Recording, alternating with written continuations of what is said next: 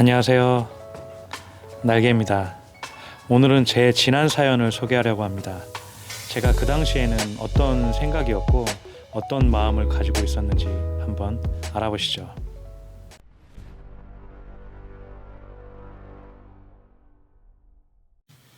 저는 유튜브보다 블로그를 더 오랜 기간 했어요.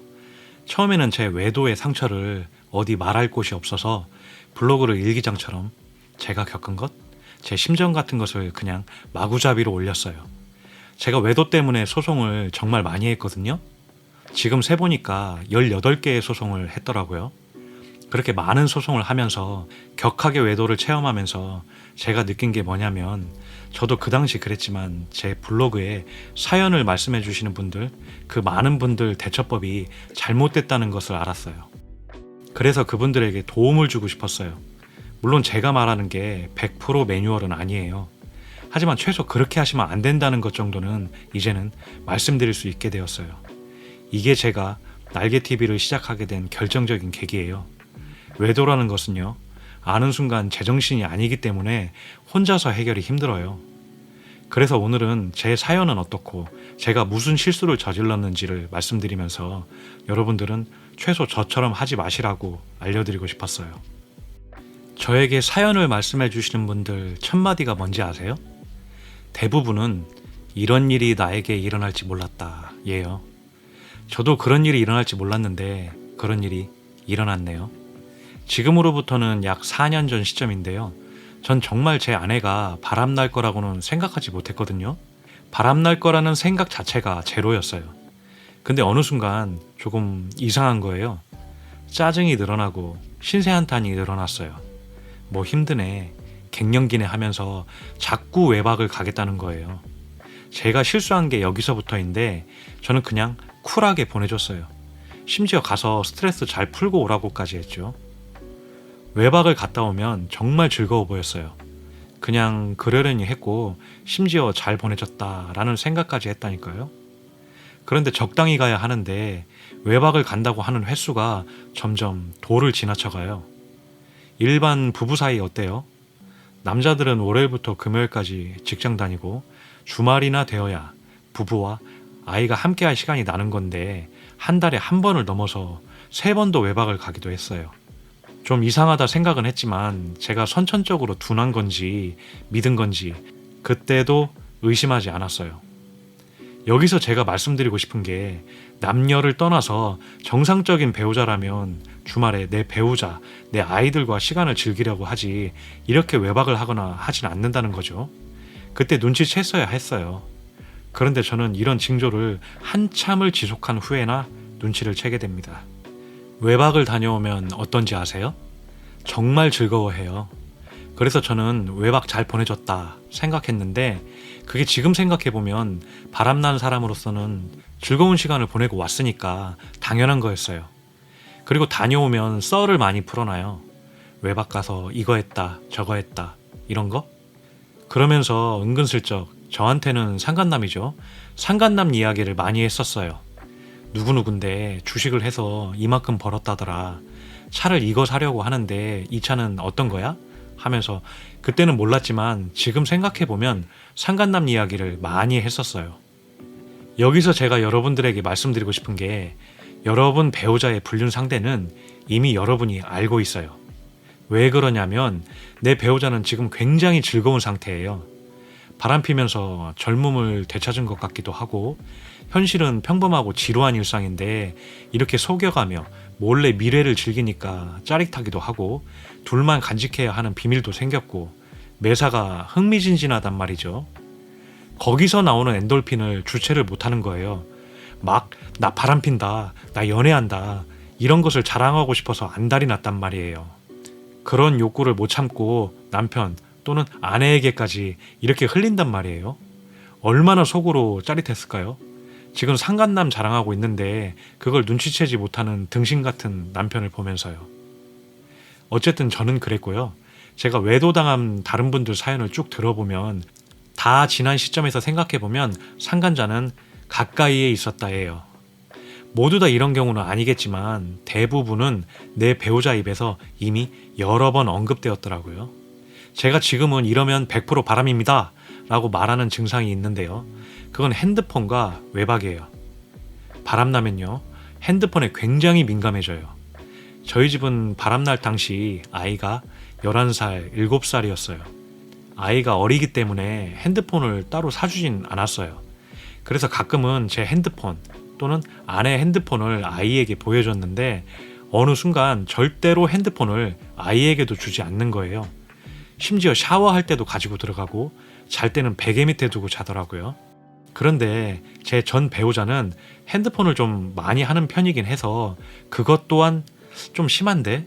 라고 생각하면서 의심하지 않았어요. 외박은 뭐 말 안 해도 외박해야 불륜 짓을 할 수 있으니까 당연한 거겠죠. 그래서 제가 세운 공식이 핸드폰 철통 보안 플러스 외박 증가면 이건 100% 바람이라는 공식을 세우게 되었어요. 이건 저뿐만이 아니고 제가 인터뷰한 사연자분들 대부분 공통점이더라고요. 저 같은 눈치 없는 남편도 바람피나? 라고 의심하게 될 결정적인 사건이 있었는데요. 그건 블랙박스였어요. 저희 집은 제 차하고 와이프 차 2대였거든요. 아시다시피 블랙박스라는 게 주기적으로 포맷을 해줘야 하는데 보통은 귀찮아서 안 한단 말이에요. 근데 그때는 왠지 블랙박스 영상 잘 녹화되나 확인도 하고 포맷도 하고 싶어지더라고요.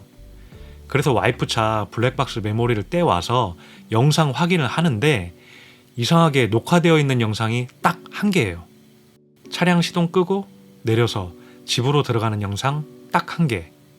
이걸 보고 무언가 잘못됐다 라는 촉이 처음으로 왔었어요. 갑자기 막 손이 떨리더라고요.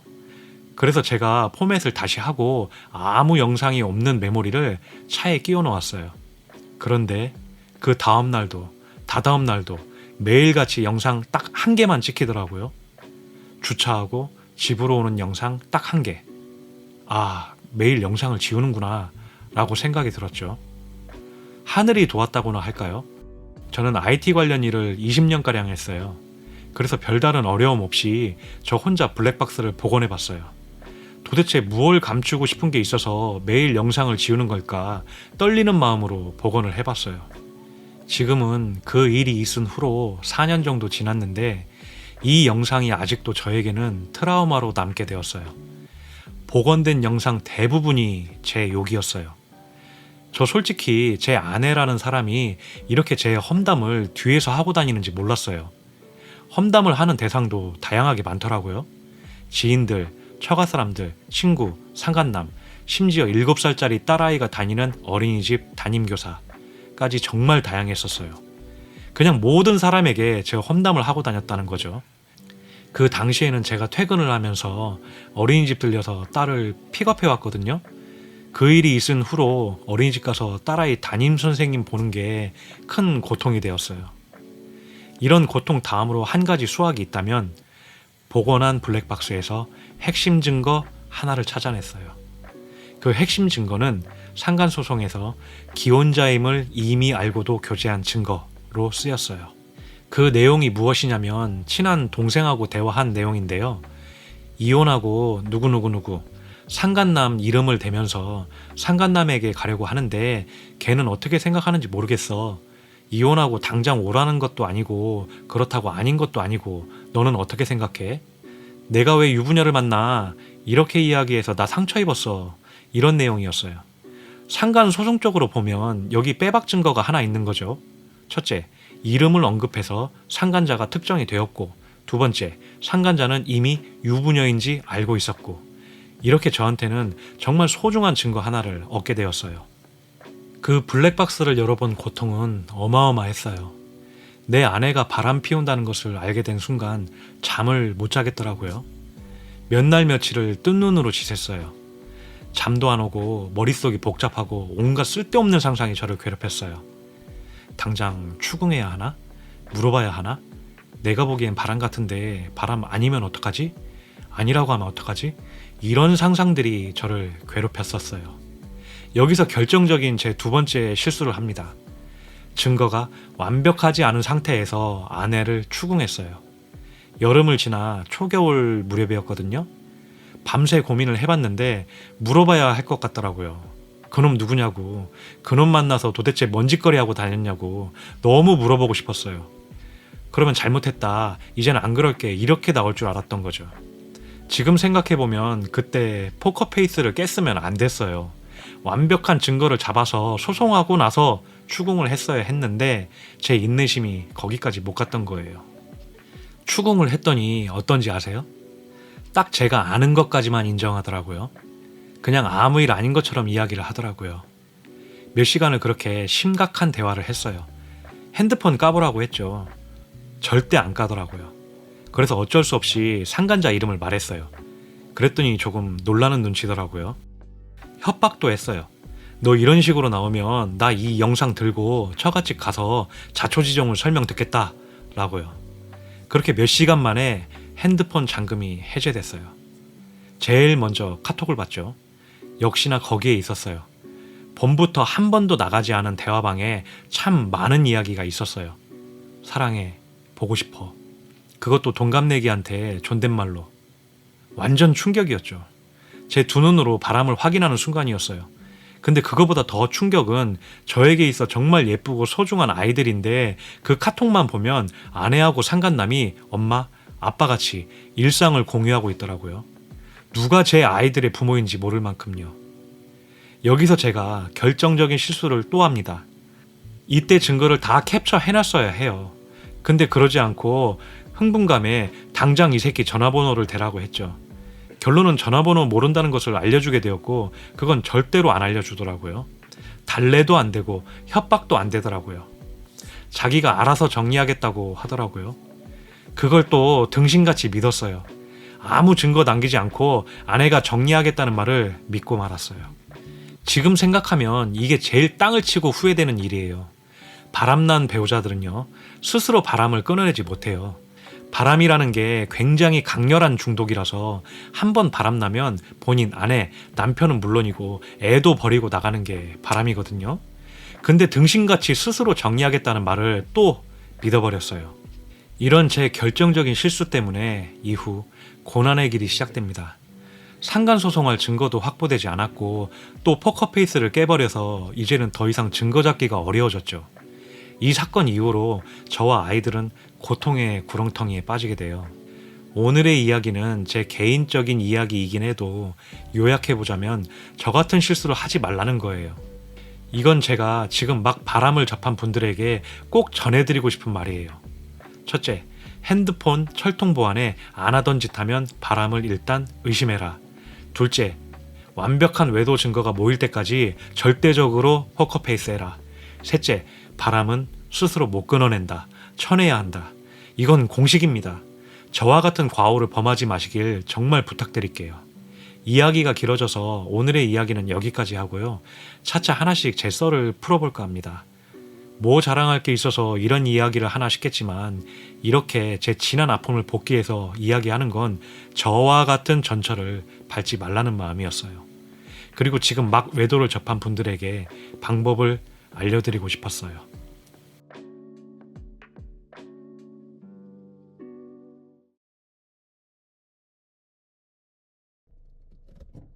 바람난 배우자들은요, 스스로 바람을 끊어내지 못해요. 바람이라는 게 굉장히 강렬한 중독이라서 한번 바람나면 본인 아내, 남편은 물론이고 애도 버리고 나가는 게 바람이거든요. 근데 등신같이 스스로 정리하겠다는 말을 또 믿어버렸어요. 이런 제 결정적인 실수 때문에 이후 고난의 길이 시작됩니다. 안녕하세요. 날개입니다.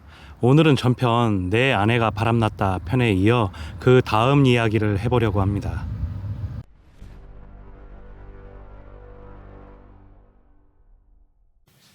대부분 외도를 당한 피해자분들이 그렇지만 저 또한 외도 초반 대응이 아주 미흡했어요. 솔직히 말하면 믿고 싶지 않았던 것 같아요. 내 와이프가 바람날 거라는 것은 꿈에도 생각 못했죠. 내 두 눈으로 불륜의 증거를 봐놓고도 믿고 싶지 않음이 저의 뇌를 지배했던 것 같습니다. 전편에서 이야기했지만 저는 블랙박스 복원을 통해 내 배우자가 외도를 하고 있다는 것을 봐놓고도 속마음은 설마 아닐 거야 이렇게 생각했던 것 같아요. 어쨌든 저는 바보같이 스스로 정리하겠다는 말을 믿어버리고 말았어요. 그리고 정말 아내 스스로 정리할 수 있을 거라고 굳게 믿었어요. 여태까지 12년을 부부로 살아오면서 우리 부부는 신뢰가 있다고 생각했기 때문이죠. 하지만 저는 스스로 정리하겠다는 아내의 말을 믿으면서도 한편으로는 굉장히 불안해했고, 출근을 해서도 온통 그 생각이 머리를 떠나지 않았어요. 정리했을까? 이제 다시는 안 그러겠지? 나는 퇴근해서 아내한테 어떻게 대해야지? 이런 불안한 생각 때문에 하루를 집중하기 힘들었죠. 퇴근해서는 그 조바심이 극에 달했어요. 똥마려운 강아지처럼 아내 핸드폰을 보고 싶은데 달라고 당당하게 말할 수 있음에도 그게 어려워 말도 잘 못 꺼냈고, 오늘 무슨 일 있었냐고 일상에서 물어볼 수 있는 말인데도 그런 말 건네는 것조차 어려워졌어요. 그때는 왜 그랬나 몰라요. 자꾸 아내하고 대화를 하고 싶어지더라고요. 사실 속마음은 대화를 가장한 그놈하고 이제 끝난 거지? 라는 것을 묻고 싶었나 봐요. 그만큼 불안했나 봐요. 막상 어렵게 대화를 하면 그 끝은 항상 좋지 않았어요. 싫어. 또 무슨 이야기 하려고? 나 못 믿어? 뭐 이런 식으로 종결되었어요. 저는 제 궁금증을 끝내 해결하지 못했고, 그렇게 제가 원하는 아내의 대답을 못 들은 채 며칠씩 흘러갔죠. 며칠 반성하는 듯 아닌 듯 이런 태도는 얼마 가지 못했어요. 숨 막힌다. 이럴 거면 이혼해. 라는 말이 아내의 입에서 나왔죠. 청천벽력 같았어요. 이런 말을 들으면 제 조바심은 극에 달했고 갑과 을이 바뀌어 버렸어요. 오히려 아무 잘못 없는 제가 아내 눈치를 보는 상황이 되어버렸어요. 핸드폰을 초반에는 제가 원할 때 마지못해 보여줬어요. 처음 본 아내의 핸드폰은 초기화를 했더군요. 지금 생각해보면 모든 불륜의 증거가 담겨있는 핸드폰을 초기화함으로써 증거인멸을 한 것이었어요. 그 이후로 그마저 반성하는 듯한 행동 또한 얼마 가지 못했어요. 정확히 2주일 가더군요. 그 시점부터 아내의 외도를 확인한 후 두 번째 악몽이 시작되었어요. 아내의 지독한 가스라이팅과 이혼 요구가 시작됐어요.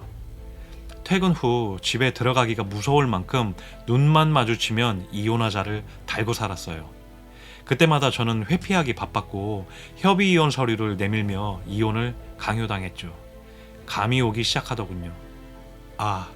아직 안 끝났구나.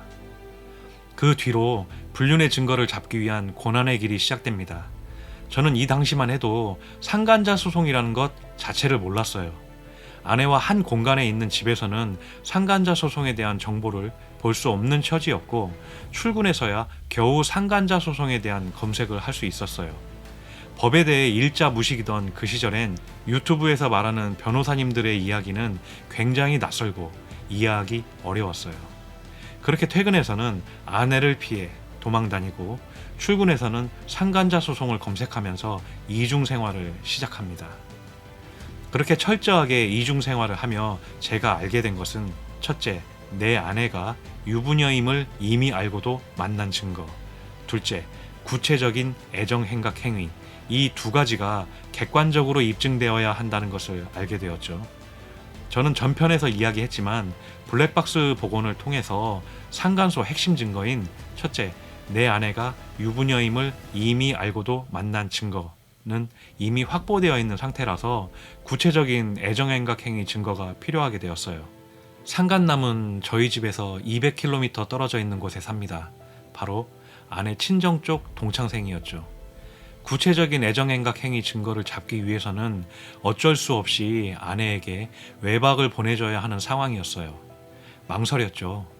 내가 상간자 소송을 하기 위해서 아내에게 불륜짓을 하라고 보내줘야 하는가? 가지 말라고 잡아야 하는가? 내가 상간 소송을 위해 아내를 팔아먹는 건가? 하는 깊은 고민에 빠졌어요. 그 사이 아내의 폐악질은 극에 달했어요. 이혼이 본인 뜻대로 되지 않자 입에 담지 못할 수준의 욕을 하기 시작했어요. 왜 태어났냐?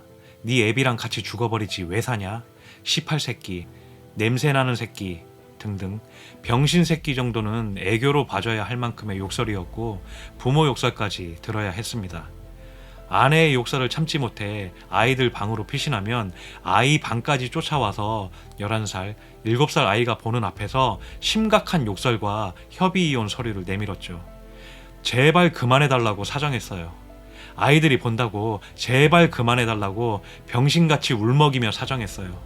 하지만 멈추지 않았어요. 제가 아이들이 약점이라는 것을 간파하고는 더욱 아이들을 앞세워 욕설을 퍼부었어요. 아들, 딸, 엄마는 아빠 때문에 이혼하는 거야. 엄마는 이렇게 못 살아. 라고 아이들까지 협박하면서요. 아이들은 울면서 엄마 이제 그만해 라고 이야기해도 눈 하나 꼼짝하지 않았어요. 불륜이라는 게 이렇게 무서워요. 아무리 모정이 없다 해도 아이들 앞에서 이렇게 욕설을 해대고 패드립을 할 만큼의 사람은 아니었는데 그 도파민이라는 게 뭔지 상간남과의 쾌락 앞에서 이렇게 짐승이 되어버렸어요. 저는 아내의 폐악질에 못 이겨 외박을 보내줘야 했어요. 그날이 하필 정말 추운 12월 12일이었어요. 아내가 상간남을 만나나 조마조마하며 한편으로는 아내 카드 사용 내역을 지켜보던 중 밤 10시쯤 아내 카드가 모텔에서 사용되었다고 찍혔어요. 머리를 망치로 얻어맞는 느낌이었죠. 그 짧은 시간 엄청 많은 생각이 들더라고요. 혼자 모텔 간 걸까? 왜 친정이 옆인데 집 놔두고 모텔이지? 상간남하고 들어간 건가? 하지만 이런 현실 부정적인 생각은 끝내 상간남하고 들어갔구나로 결론 내려졌죠. 저는 아이들을 재우고 12시가 다 되어서 200km를 운전해 갔어요. 밤이라 차도 안 막히고 쉴 새 없이 달려서 2시간 만에 아내가 들어간 모텔 앞에 섰어요. 하지만 번화가라 길 옆에 차를 세울 수도 없었고 마땅히 숨을 곳도 없는 곳이었어요. 어쩔 수 없이 새벽 3시가 다 되어가는 그 밤중부터 핸드폰을 꼭 손에 쥐고 잠복을 했어요. 지금 생각하면 제 인생 중 가장 길고 추웠던 밤으로 기억해요. 손은 시렸고 몸은 덜덜 떨렸어요. 상간남과 같이 나오는 아내 동영상을 찍어야 상간소송을 해서 제 가정을 지킬 수 있을 것 같아 아무리 추워도 자리를 떠날 수 없었어요. 술 취해 비틀거리는 취객, 다정히 팔짱 끼고 아내가 들어간 모텔로 들어가는 커플들, 고성 지르는 아저씨들, 시끄러운 배달 오토바이를 수없이 쳐다보며 한참을 그 자리에 서 있었어요. 화장실도 가고 싶었고 새벽에 문을 연 편의점의 온기가 그리웠어요. 하지만 그 사이에 모텔을 나올까봐 그럴 수 없었어요. 그렇게 무심한 시간은 계속 흘러 날이 밝았지만 아내는 나올 기미가 안 보였죠. 핸드폰을 꼭 쥔 제 손은 추위에 사시나무 떨듯 벌벌 떨고 있었고 긴장감으로 인해 어깨, 목, 머리까지 아파왔어요. 오전 11시 그토록 기다리던 아내의 모습이 보였어요. 멀리서도 한눈에 알아봤죠. 12년을 살았으니 못 알아보는 것도 이상했을 거예요. 저는 마치 신봉사 눈 뜨듯 눈이 번뜩였고 밤새 머릿속으로 시뮬레이션했던 핸드폰 동영상을 본능적으로 켰어요. 하지만 제 핸드폰에 담긴 영상은 아내 혼자뿐이었어요. 저는 그때까지는 상간남의 얼굴을 몰랐어요. 나중에 안 사실인데 차를 빼러 먼저 상간남이 제 눈앞을 스쳐 지나갔지만 상간남도 저도 서로를 알아보지 못했죠.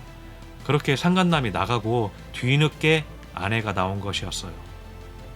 빼박 증거 영상을 그 개고생을 해놓고도 건지지 못했어요. 그때의 참담함이란 정말 이루 말할 수 없었어요. 너무너무 화가 나서 눈물이 나더군요. 마음 같아선 당장 아내에게 달려가서 모텔에 누구하고 갔냐고 따져 묻고 싶었어요. 하지만 사실대로 말할 사람이 아니란 걸 알기에 피눈물을 삼키며 발길을 돌렸어요. 밤새 한숨도 못 자고 다시 200km를 운전해서 내려오고 있었어요. 그 사이 아들한테 전화가 오더군요. 아들, 일어났어? 아빠, 집에 먹을 게 하나도 없어. 배고파. 눈물이 왈칵 쏟아졌어요. 못난 애비 같아서 애들한테 너무 미안했어요. 아들의 말이 4년이 지난 시점에도 선명하게 떠오르는 것을 보면 그때 제가 참 비참했었나 봐요. 그리고 그런 감정은 점점 아내를 향한 분노로 바뀌기 시작했어요. 외박을 다녀온 아내는 한 이틀 기분이 좋아 보이더군요. 기분이 좋은 날만큼은 이혼 요구를 하지 않았어요. 하지만 3일 정도 지나니 또다시 극심한 가스라이팅과 이혼 요구, 폭언이 시작됐어요. 물론 아이들을 앞세운 협박까지도요. 그리고 가스라이팅과 폭언을 멈추는 대가로 연말에 외박 요구를 했어요. 그것도 3박 4일로 요구했어요. 저는 점점 지쳐갔고 그 극심한 가스라이팅을 당하지 않기 위해서라도 그 요구에 순순히 응할 수밖에 없는 순한 양이 되어버렸어요. 대신 속으로 이를 갈았죠. 이번에는 꼭 증거 잡으리라고. 저는 여태 아이들이 어려서 아이들만 누구에게 며칠씩 맡겨본 적이 없었어요. 하지만 아이들을 보면서 증거까지 잡을 수 없었기에 어쩔 수 없이 아이들을 동생네 집에 3일 동안 맡기기로 했어요. 드디어 아내의 외박날이 왔어요. 외박을 가면 절대로 아이들에게 전화를 하지 않기에 안심은 했지만 혹시 몰라서 아이들에게 엄마 전화 오면 받지 말라고 신신당부해놓고 추격전을 시작했어요. 제 차로 미행하면 들킬까봐 쏘카를 예약해서 뒤를 밟았어요. 첫날은 친구 집에서 자더군요. 그렇게 그해 연말을 쓸쓸하고 추운 차 안에서 맞이했어요. 새해를 맞은 1월 1일 오후 2시 차 안에서 먹고 자고 싸고 페인처럼 잠복하며 멍해하던 그때 웬 차가 제 앞에 정차하더니 아내를 태우고 쏜살같이 달리기 시작했어요. 심장이 평소보다 2배 이상 빨리 뛴 듯해요. 머릿속으로는 무엇을 생각한 것 같지 않은데 저는 본능적으로 아내를 태운 그 차를 뒤쫓아가기 시작했어요. 온몸에서 아드레날린이 솟구치고 여태 겪어본 적 없는 초집중 상태가 되었어요. 그렇게 도착한 곳이 월미도. 도착하자마자 호텔 지하 주차장으로 들어가고 입실하더군요. 몇 날 며칠을 증거 영상 찍는 것을 연습한 제 손은 부지런히 그 둘의 애정행각을 찍기 시작했어요. 그렇게 모텔 팔짱 끼고 들어가는 영상, 다시 나와서 월미도를 아주 다정한 애인처럼 팔짱 끼고 돌아다니는 영상, 편의점에서 술인지 뭔지 사서 비닐봉지 들고 다시 모텔로 들어가는 영상 등을 확보했어요. 새해 첫날 저를 가엾게 여긴 신의 선물인지 저는 상간소송에 필요한 핵심 증거 2가지를 모두 확보하게 되었어요. 근데 기쁘지 않더군요. 왠지 모를 공허함이 몰려오더군요. 내가 아닌 다른 남자와 누가 봐도 꿀 떨어지는 자세로 걸어가는 두 사람을 본 충격 때문인지 꼭 실성한 사람처럼 고개를 떨구고 한참을 멍하게 있었어요. 두 사람이 들어간 모텔방으로 쳐들어갈까 고민도 엄청 했어요. 머리끄댕이 잡아내고 상간놈 쳐 죽여버리고 싶은 마음도 들었어요. 그때 제가 상담받던 상담사님한테 전화를 걸어 상황을 설명드렸죠. 저는 그 당시 상담사님의 말이 아직도 기억납니다. 쳐들어가지 마세요. 그 광경 2눈으로 직접 보면 멘탈 무너집니다. 아직도 부부 회복을 하고 싶다면 그냥 집으로 가세요. 그 광경을 직접 보면 영원히 부부 회복은 못합니다. 이런 내용이었어요. 저는 그런 불륜의 현장을 제 2눈으로 똑똑히 봐놓고도 아직 부부관계 회복을 할 거라는 마음이 있었나 봐요. 월미도 모텔 608호였어요. 그렇게 문 앞에 서서 서성이기만 하다가 끝내 문고리 한번 잡지 못하고 뒤돌아 집으로 내려왔어요. 상간소송만 하면 둘이 끝날 거고 우리 가족은 다시 예전으로 돌아갈 거라는 희망을 품고 그렇게 집으로 내려왔어요. 그날 밤 잠을 한숨도 못 잤어요. 판도라의 상자를 제 손으로 열어본 대가로 온갖 상상이 저를 괴롭혀서 잠을 한숨도 못 잤지만 머릿속은 그 어느 때보다 맑았어요. 드디어 빼박 증거 잡았다. 기다려라 상간놈아. 니네 둘은 헤어질 것이다. 라는 생각에 들떠 잠을 이루지 못했어요.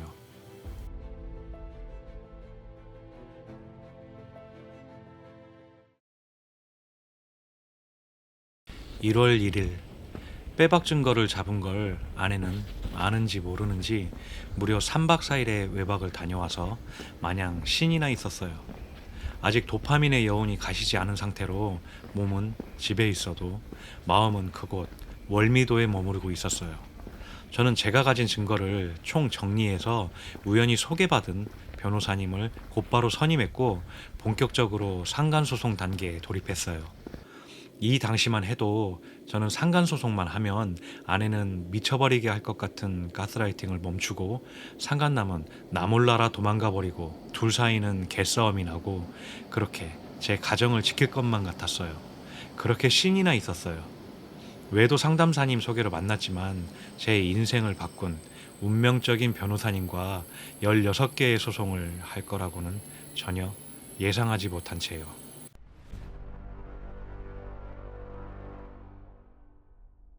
증거 잡을 때는 그렇게 죽도록 힘들고 언제 잡히나 조바심이 났거든요.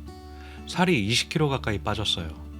퇴근해서는 미칠 듯한 가스라이팅 때문에 환청이 들릴 만큼 시달리고 아내가 잠들거나 나가버리면 몰래 블랙박스를 듣고 다 못 들으면 핸드폰에 담아와서 회사에서 듣고 블랙박스 음성 들을 시간이 부족해 밥 또한 먹지 않고 술만 먹어대니 하루하루가 다르게 해고라가 되어 가더라고요. 새벽까지 초집중해서 블랙박스를 듣는데도 그때는 어디서 나온 체력인지 전혀 지치지가 않았어요. 빼박 증거를 잡고 나서 순간 공허함이 몰려왔지만 200km를 운전해서 내려오는 그 발걸음은 상쾌했어요. 그 둘을 응징해줄 생각에 신이 났고 제 입꼬리는 하늘 높은지 모르고 승천했던 것 같아요. 제가 가진 증거는 완벽한 상간소송, 승리를 예고하는 증거였어요. 블랙박스 복원을 통해 이미 유부녀인지 알고 있었고 모텔에 팔짱 끼고 입실하는 동영상을 그것도 아주 많이 확보했으니까 결과는 안 봐도 뻔했어요. 제가 미쳤었나 봐요. 저를 보기가 무섭게 미친 듯이 달려들며 이혼을 달고 사는 아내에게 무슨 미련이 있다고 그때는 회유를 하고 싶더라고요. 마지막으로 회유해볼까? 말까? 수차례 고민하다가 상간자 소장 가기 전에 마지막으로 회유하기로 결심했어요. 지금 와서 생각해보면 그때 절대로 회유하면 안 됐어요. 완전 미친 짓이었어요. 저는 그 당시 바람이 그렇게 무서운지 정말 몰랐었던 것 같아요. 아내에게 대화를 하자고 했죠. 아마 아내는 드디어 굴복하고 이혼 서류에 도장 찍나 보다 생각했나 봐요. 말 떨어지기가 무섭게 대화 자리를 만들더라고요. 기대와는 다른 말을 꺼낼 수밖에 없었어요. 나는 너네들 1월 1일 날 어디 간지 알고 있다. 너희들 둘은 더 이상 만나면 안 돼. 나 상간소송했어. 라고 아주 친절하게 병신같이 상간소송을 예고해 주었죠. 순간 일그러진 아내의 첫마디는 그거 불법 아냐? 였어요. 제가 예상한 답변이 전혀 아니었죠. 이후 저희 집은 고성과 쌍욕, 기물 부수는 소리로 아수라장이 됐어요. 완전 미친년 저리 가라 할 정도로 발광을 하기 시작했어요. 너무나도 당황스럽고 정말 정신병동에서나 볼 수 있는 미친년을 제 두 눈으로 직접 보고 있었어요. 후회가 되기 시작하더라고요. 외도 상담사님께서는 소장 도달 전에 절대로 상간소송 사실을 말하지 말라고 했는데 말 들을 걸 하는 뒤늦은 후회가 들더라고요. 어르고 달래고 또 다투는 와중에 문을 열고 나가려는 저를 막아서는 아내와의 몸싸움에서 아내의 손이 문틈에 그만 끼고 말았어요. 정말 헐리우드 액션 배우처럼 대굴대굴 구르면서 고성을 지르더라고요. 마치 짐승하고 대화를 시도하는 것 같았어요. 아니, 짐승보다 더했던 것 같아요. 그렇게 추운 겨울날 아내는 그 길로 아이들이 자고 있는데 인사도 없이 집을 나가버렸어요. 지금 와서 생각해보면 이미 오래전부터 계획한 거였어요. 이미 블랙박스에서 집 나갈 거라고 많이 들었으니까요. 그렇게 회유하려고 했던 저는 온 집안을 쑥대밭으로 만들면서 성과도 전혀 없었고 오히려 집 나가는 시기를 더욱 앞당겨 버렸어요. 결과적으로 아내는 그 이후로 다시는 집으로 돌아오지 않게 되었어요. 자고 일어난 아이들은 영문을 몰랐어요. 그 뒤로 아이들에게 저의 거짓말이 시작되었어요. 첫날은 엄마가 아파서 병원 갔다. 둘째 날은 많이 아파서 입원했다. 이렇게 며칠이 흐르고 또 다른 거짓말을 아이들에게 늘어놓아야 했죠. 그렇게 거짓말로 한두 달이 흘렀어요. 영문도 모르는 아이들은 아무 이유 없이 시름시름 자주 아팠어요. 특히 아들이 자주 아팠어요. 그리고 두 아이 다 이유 없는 짜증과 말수가 줄어들었죠. 엄마의 부재는 이렇게 크게 저희 세 식구에게 다가왔어요. 저는 몇 년이 지난 지금도 강박으로 남아있는 게 있어요. 그건 딸아이의 신발이에요.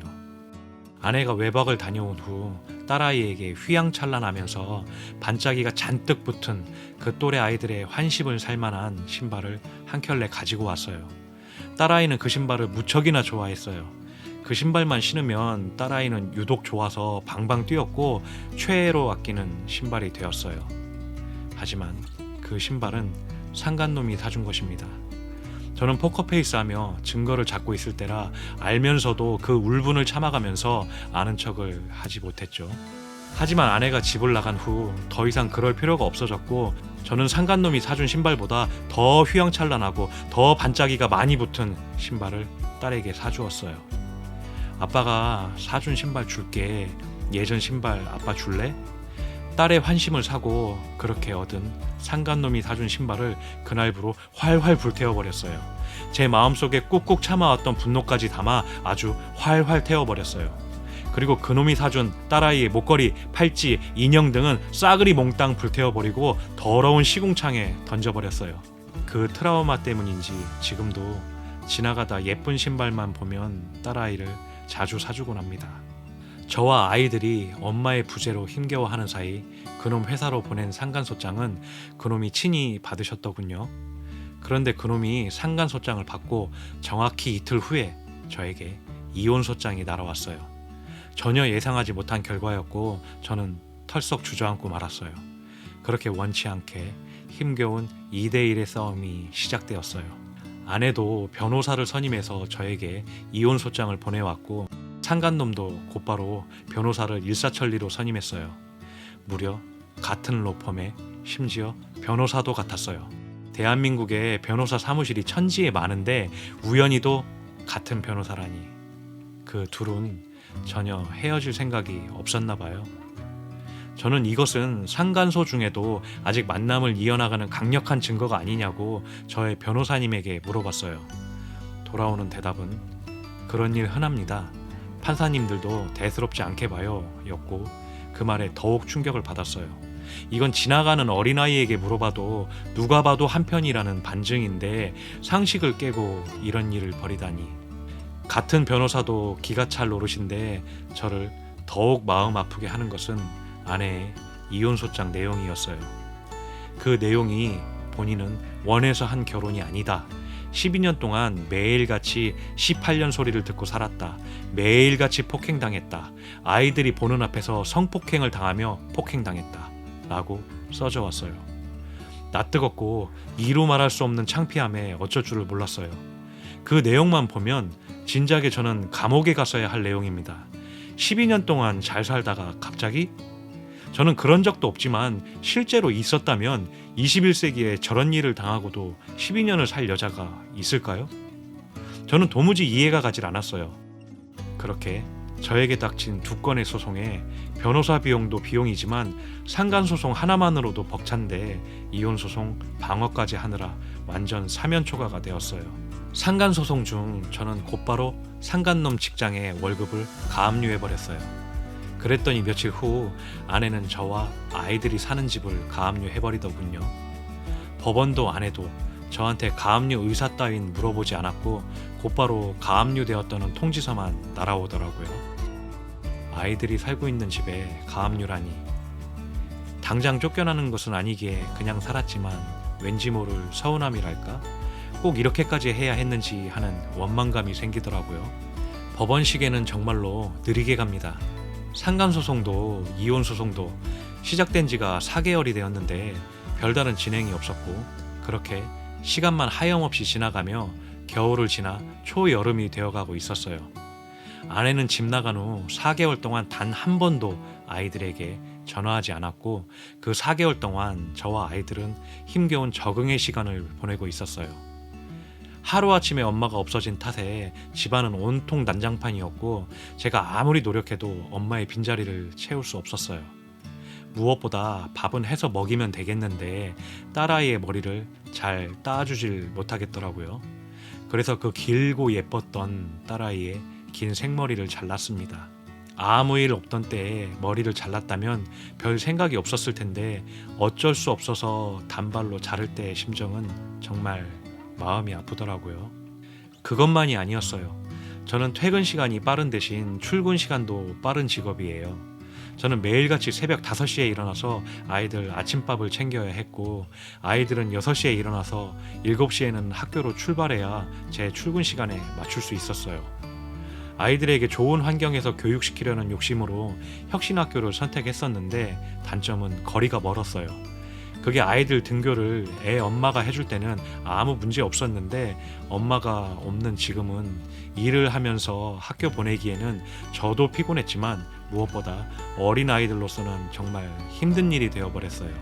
그렇게 아이들은 항상 아침잠이 모자랐고 교직원도 출근 안 한 시간에 1등으로 등교하기가 일쑤였고 한겨울이면 아이들 등교 시간에 해도 안 뜬 적도 있었어요. 저 또한 하루 80km를 운전을 하며 일과 육아를 병행했고 저와 아이들은 힘든 적응의 시간을 보내고 있었어요. 지금 생각하면 이런 과정 때문에 저와 아이들의 유대관계가 끈끈해진 것 같아요. 정말 아이들에게 고마워요. 졸리다고 짜증 섞인 목소리, 아침밥 안 먹는다는 투정, 차 안에서 자는 거 억지로 깨우는 신랑이. 저도 아이도 힘들었지만 다행히 잘 적응해 주었고 이런 힘든 시간을 저희 세 식구가 함께 이겨냈기에 지금 와서는 아이들과의 소중한 추억으로 남아있는 것 같아요. 반가운 소식 하나가 들려왔어요. 상간소송은 아직 기약이 없었고 이혼소송 조정기일이 먼저 잡혔어요. 조정기일이 뭔지 몰라 한참을 인터넷 검색을 했더랬죠. 제가 이해한 건 조정은 합의다 라는 결론에 도달하더라고요. 변호사님께서는 이혼을 원치 않는 기각이니까 조정기일에 참석하지 말자고 하셨어요. 그런데 전 아내가 현재 어떤 모습일까 너무 궁금하기도 하고 제일 궁금한 건 이혼에 대해 아직도 확고한지 직접 목소리와 제 두 눈으로 보고 싶었어요. 그래서 조정기일에 참석하게 되었어요. 조정기일 날 본 아내의 모습은 기세등등한 모습이었고 그 눈빛에는 멸시가 가득 담겨 있더군요. 사람을 깔보는 듯한 표정과 화사한 메이크업으로 치장한 모습으로 들어오더군요. 조정이라는 게 그래요. 조정위원은 이혼시키는 전문가들이에요. 저한테는 왜 이혼 안 하고 기각하려 하냐고 묻더라고요. 그러면서 이것저것 떠보기도 하고 말도 안 되는 훈계를 하고 참석하지 말걸 하는 후회감이 밀려오더라고요. 더욱 기가 찼던 건 아내는 바람핀 적 없대요. 그리고 자기가 피해자니 위자료와 재산 분할을 원하고 아이 친권, 양육권은 포기하는 대신 양육비는 안 주겠다는 개똥 같은 조건을 내걸더라고요. 그저 놀라울 뿐이었어요. 바람이 아니라면 내 두 눈으로 본 것과 법원에 제출한 증거는 도대체 뭐가 되는 걸까? 그리고 이 사람은 아이들을 사랑하지 않는구나. 괜히 변호사님 의견 무시하고 조정기일 참석했다가 또다시 상처받는구나. 몸소 체감했어요. 그렇게 조정은 불성립되었고 재판으로 가게 되었어요. 거의 5개월 만일 거예요. 조정기일이 끝난 저녁 생각지도 못하게 아이 엄마가 집 나간 후 처음으로 아들에게 전화를 했어요. 아들은 대성통곡을 하면서 엄마 어디야? 엄마 언제 와? 만 하염없이 물으며 울고 있더라고요. 저는 아들에게 마음 편히 전화할 수 있도록 자리를 비켜주었고 아들은 그렇게 한참을 통화했어요. 통화를 마친 아들은 조망만한 손으로 분노의 감정을 담아 주먹으로 제 가슴을 막 때리면서 절규에 가까운 울부짖음을 하더라고요. 아빠 왜 그랬어? 당장 엄마 찾아와. 도대체 아이 엄마는 아이에게 뭐라고 이야기한 걸까? 아이도 울고 저도 그런 아이를 꼭 안아주며 함께 울었어요. 가정 회복을 바라기 때문에 아이 엄마의 치부를 숨길 수밖에 없었던 저로서는 아이의 절규를 묵묵히 받아주며 같이 울어줄 수밖에 없었어요.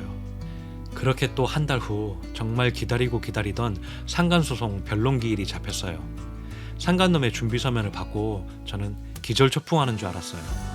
저는 변호사님과 함께 정말 고심고심해가며 소장을 준비해서 제출했거든요. 근데 상간놈 준비서면은 아무리 봐도 너무 유치했어요.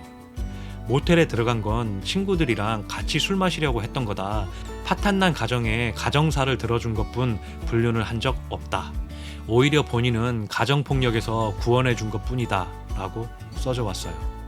준비 서면만 보면 악마 같은 저에게서 구원해 준 백마탄 왕자처럼 써져 왔어요. 증거라고 제출한 게 내 아내가 상간남에게 보낸 카톡 내용 이것뿐이었어요. 마음 한편으로 분노의 감정이 차올랐고 다른 한편으로는 판사가 이런 말 같지 않은 내용도 인정해주면 어떻게 하지? 하는 불안감을 가지고 변론길 법정에 들어섰어요. 재판이요? 5분도 안 걸리더라고요. 그나마 2분 정도는 본인 소개이고요. 태어나서 처음 본 재판 광경이 영화나 드라마 같지 않다는 것을 이때 처음 알았어요. 저의 경우는 별다른 논쟁이 없어서 곧바로 7월에 판결이 잡혔어요. 아, 이제 상간소는 끝나가는구나 하는 안도의 마음이 들었죠. 한 달 후 저는 당연하겠지만 상간소송에서 승리하였습니다. 겨우 위자료 1,500만 원이라는 초라한 판결금과 함께요. 어쨌든 저는 상간소송에서 승리했다는 기쁨의 눈물을 흘렸고 그렇게 내가 바라는 대로 이제 너희 둘은 개싸움 나서 서로 헤어질 거라 잔뜩 기대했어요.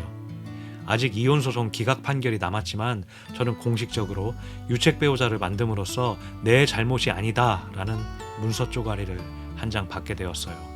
상간소송 판결이 나면요 2주간이 항소기간이에요.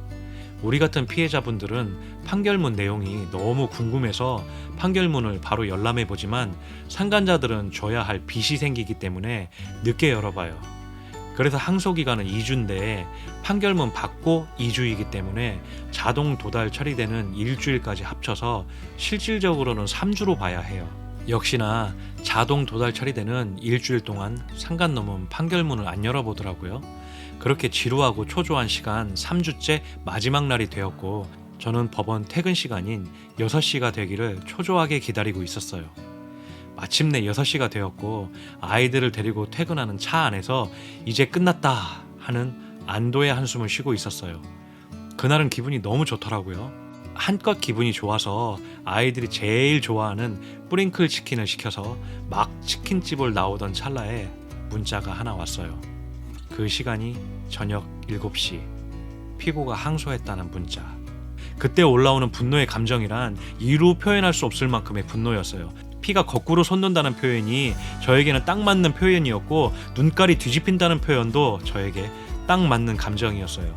마지막 날 그것도 저녁 7시에 항소라니. 그렇게 저는 겨우 2대1의 싸움을 마무리하나 싶었는데 또다시 힘겨운 2대1의 싸움을 연장하게 됩니다.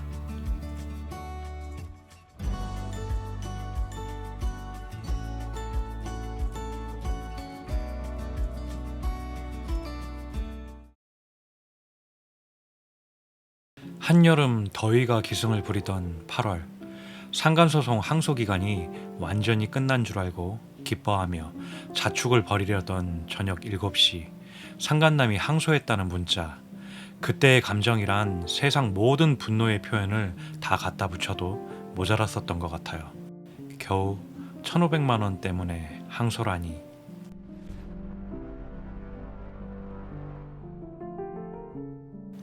상간남이 항소를 해올 때쯤 아내가 보내온 이혼소송은 온갖 사실조회로 몸살을 앓고 있었어요. 모든 금융사, 보험 해지 환급금, 부동산, 퇴직금, 국민연금 등등등. 아내는 이미 저의 재산 내역을 알고 있을 텐데도 아랑곳하지 않고 전혀 없을 곳까지 전부 사실조회를 신청을 해서 있지도 않은 저의 재산을 찾아내려고 혈안이 되어 있었어요. 정말 수치스러웠어요. 저의 얼마 안 되는 재산이 온 세상에 까발려지는 것 같았고 이미 재산 내역은 알고 있을 텐데 이렇게까지 해야 하나라는 생각이 들더군요. 그뿐만이 아니었어요. 사실조회를 통해 이미 전부 내역을 받아놓고도 재산 명시 신청까지 하더군요. 내가 가진 재산과 채무를 내 스스로 적어내는 일종의 손익계산서였어요. 참 해도 너무한다. 이미 다 조회해놓고 뭘 더 내놓으래. 어쩔 수 없는 저로서는 그렇게 제 손으로 직접 제가 가진 초라한 재산 내역을 법원에 제출하는 시기였어요. 다행히 아이들은 조금씩 적응해 나갔어요. 아이 엄마는 벌써 집 나간 지 6개월이나 되었네요.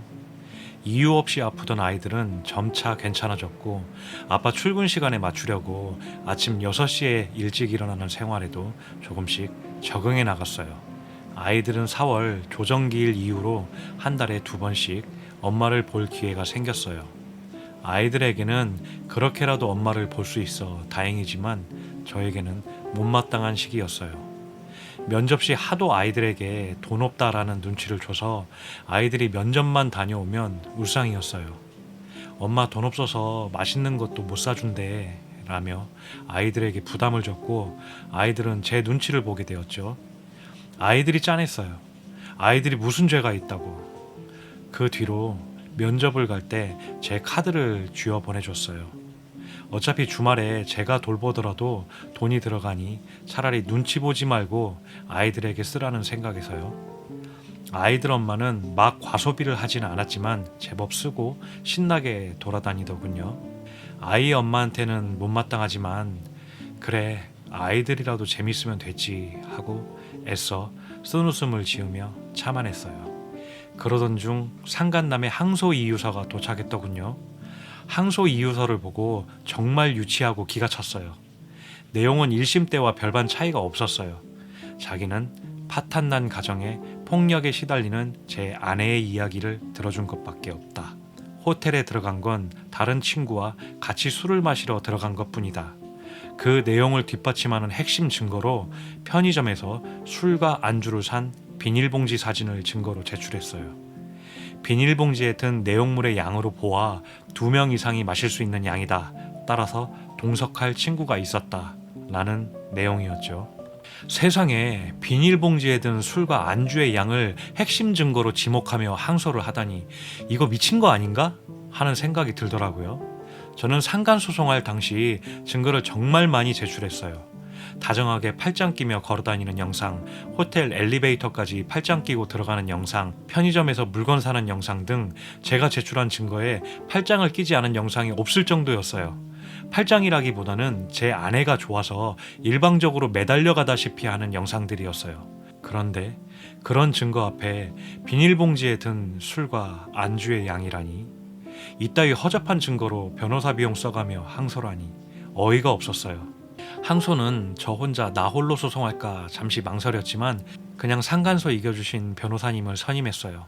상간소 1심도 이겨주셨고 급여 가압류도 성공해주셨고 능력면과 무엇보다 소통면에서 나무랄 데가 없는 변호사님이셔서 항소심도 믿고 맡기기로 했어요. 그리고 변호사님께 맡긴 결정적인 이유가 같이 술을 마시려고 했던 친구를 증인 출석 요구를 해서 저 혼자 감당이 안 될 것 같았어요. 증인으로 출석해달라고 요청한 친구가 무려 제 아내의 불륜을 적극적으로 도와준 지인이었어요. 그 사람이 증인으로 출석하게 되면 저한테는 정말 불리한 상황이라는 것은 불보듯 뻔했고 어떻게 해서든 증인 출석을 막아야 했어요.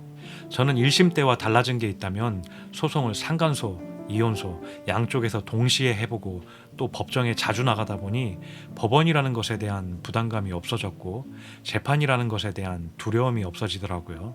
그리고 전혀 그럴 거라고 예상 못했는데 시간이 지남에 따라 마음 아픈 것도 조금씩 옅어져 갔고 무엇보다 사악한 아내의 행동들 때문에 마음이 점점 식고 있었죠. 소송이라는 게 그래요. 너무 지루한 시간과의 싸움이고 막상 기다리던 재판에 나가면 겨우 5분도 안 되는 마치 공무원이 문서 한 장 떼주는 것 같은 그런 시간이에요. 그런데 그런 허탈한 시간이라는 것을 알면서도 그날을 손꼽아 기다리게 돼요. 재판이 열리면 무언가 종결될 것 같은 기대감을 잔뜩 가지고 참석하지만 내 기대와는 다르게 다음 재판이 열리고 또 열리고 참석해봐야 판사님의 마음이 도대체 무엇인지 알 수가 없는 그런 허탈함과 미래에 대한 불안함의 연속입니다. 마음속으로 간절하게 바라는 게 있다면 그건 제발 빨리 재판이 끝나는 것이 소망이 되어버렸죠. 그렇게 기다리던 상간소송 재판날이 되었어요. 항소심은 1심과 다르게 판사가 3명 앉아있더군요. 사실 별거 아니지만 3명의 판사 앞에 서 있는 중압감은 엄청났어요. 등으로 땀이 흘렀지만 태연하게 자리에 앉아 재판을 관망하고 있었어요. 상간놈 변호사는 항소 이유서에 썼듯이 아내의 불륜을 적극적으로 도와준 지인을 증인으로 채택해 줄 것을 판사님에게 어필했어요. 그 순간 긴장감이 온몸에 흐르더군요. 제발 증인 신청은 안 되는데 하는 불안한 마음으로 침을 연거푸 삼켜대고 있었어요. 저는 증인 신청이 인용되는 줄 알았어요. 맨 왼쪽에 앉아 계신 판사님이 증인 신청 꼭 해야 한다면 그렇게 하시죠 라고 말하길래 온몸에 피가 뜨거워졌어요. 그런데 마치 기적같이 가운데 앉아있던 여자 판사님이 잠시만요 하더니 판사 3명이서 머리를 맞대고 수근수근 거리면서 이야기를 하더군요. 증인 신청까지는 불필요할 것 같아 기각합니다. 그 말 한마디가 얼마나 기쁘던지 판사님들의 몇 마디 때문에 내 마음이 이렇게 천당과 지옥을 왔다 갔다 하다니. 그렇게 원하던 증인 신청이 기각되는 순간이었고 상간놈 변호사는 별다른 말을 이어나가지 못했어요. 그 망할 놈의 비닐봉다리에 든 술과 안주의 양으로 미루어 보아 다른 친구가 참석 예정이었다는 것만 연신 읊조릴 뿐이었어요. 지나가는 개가 웃겠다. 변호사로서 쪽팔리지도 않나? 하는 생각과 속으로는 변호사를 비웃고 있었죠. 그렇게 저는 한 번의 변론으로 항소심 판결일을 받았습니다. 1심은 6개월이 걸렸는데 항소심은 그보다 더욱 빠른 4개월이 걸렸어요. 이혼소송 기각도 이제 막바지에 이르렀어요. 한 번의 조정기일과 3번의 변론기일을 끝으로 대망의 판결을 앞두고 있었어요.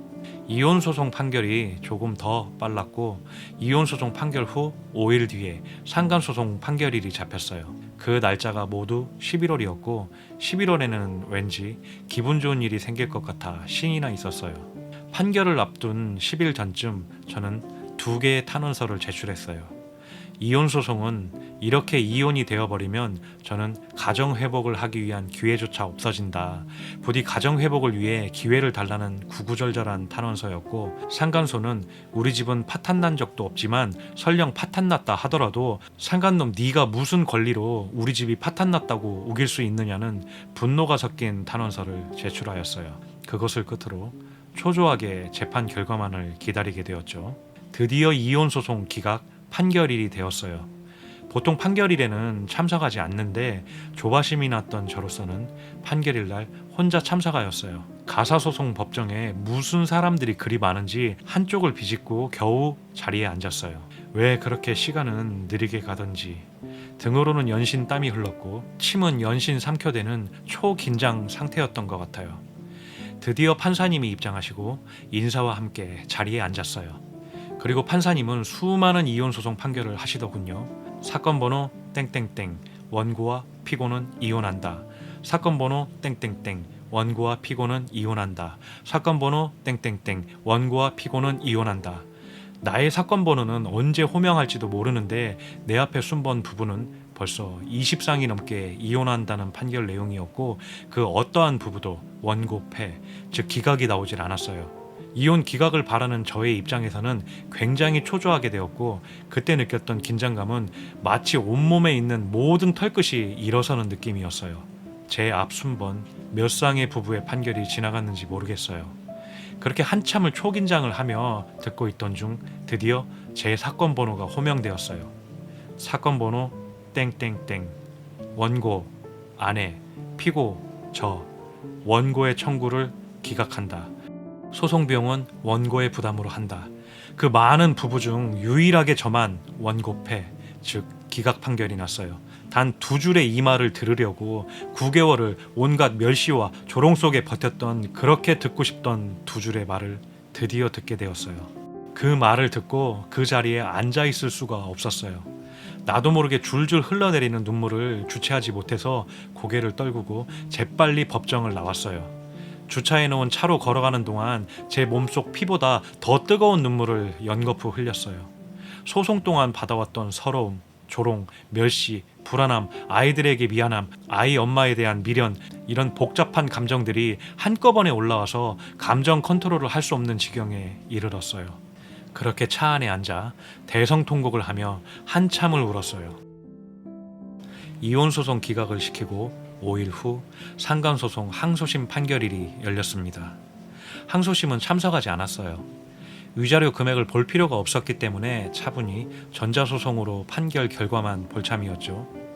결과는 당연하겠지만 상간놈의 항소가 기각되었습니다. 이렇게 저는 한 번의 이혼소송과 두 번의 상간소송에서 당당히 승리하였습니다. 그것이 사필규정이고 그것이 진실이니까요. 아내와 상간놈이 늘어놓는 궤변과 거짓 증거에 굴복하지 않고 저는 총 3건의 소송에서 당당히 승리하였습니다. 제가 모든 방송에서 상간소송은 필수라고 이야기하는 게 이런 것에 있어요. 상간소송 극초반에는 굉장히 불안하고 초조해요. 자존감은 나락으로 떨어지고 세상 그 누구도 믿을 수 없게 되고 사람에 대한 불신이 생겨요. 그리고 더 나아가 불륜에 관대한 사회 시스템에 불만을 가지게 돼요.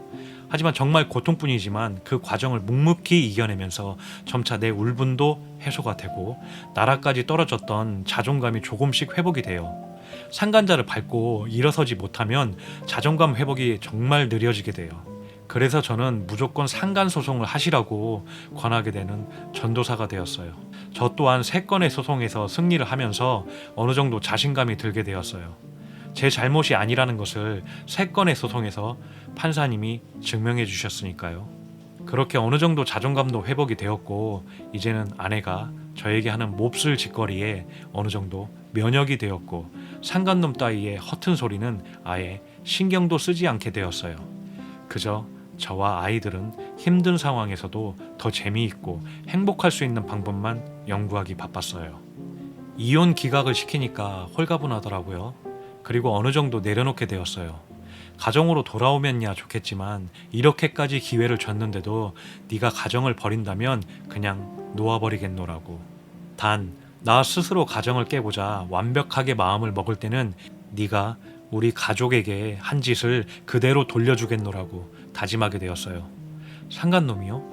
하는 짓이 유치해서 그런 분노의 감정도 별로 들지 않았고 너무나도 하찮아 보였고 너 또한 마녀 같은 내 아내에게서 속는 병신이구나 하는 측은함도 들더라고요. 이렇게 3건의 소송에서 완벽한 승리는 그간 지하까지 뚫고 내려간 저의 자존감을 회복해 주었어요. 그 둘은 천생연분인가 봅니다. 겨울이 오는 12월 나란히 손잡고 패소한 그 둘은 찰떡궁합을 자랑하며 4일 차이로 이혼소송은 항소를, 상간소송은 대법원심 상고를 해왔어요. 기가 찰 노릇이었죠. 헛웃음이 났지만 다행히 소송에서 승리해본 성공 경험 때문에 처음처럼 털썩 주저앉는 충격은 없었어요. 단지 그 둘이 너무 한심해 보였어요. 나는 너희들에게 충분히 기회를 줬다. 특히 내가 그동안 내 가족, 내 아내라는 사람에게는 너무나도 과분한 기회를 주었다. 이제는 반격이다. 내가 받은 그 고통을 그대로 돌려주겠다 라고 마음을 먹었어요. 그 마음을 먹은 순간 속이 너무 후련해지더라고요. 미련하게, 때론 멍청이처럼, 때로는 한심할 정도로 바람난 아내에게 사람의 모습을 기대했던 미련을 내려놓게 되었어요. 기다려라. 내가 그동안 너희들에게 받았던 그 고통 그대로 돌려주겠다. 이제는 반격이다.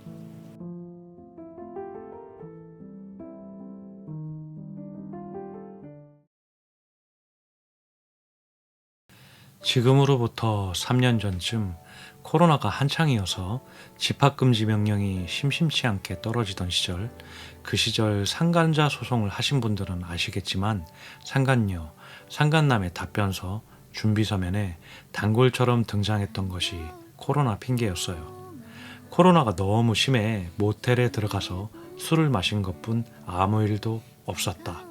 이런 말 같지도 않은 답변서가 난무하던 시절이었고 깊게 눌러쓴 마스크로 인해 얼굴 확인이 안 되어서 발을 동동 구르던 시기였기도 하죠.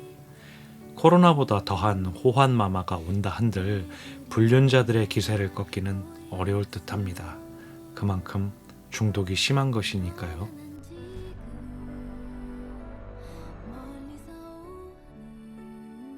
오늘 갑자기 아이가 아파서 문득 이 시절이 생각나더라고요.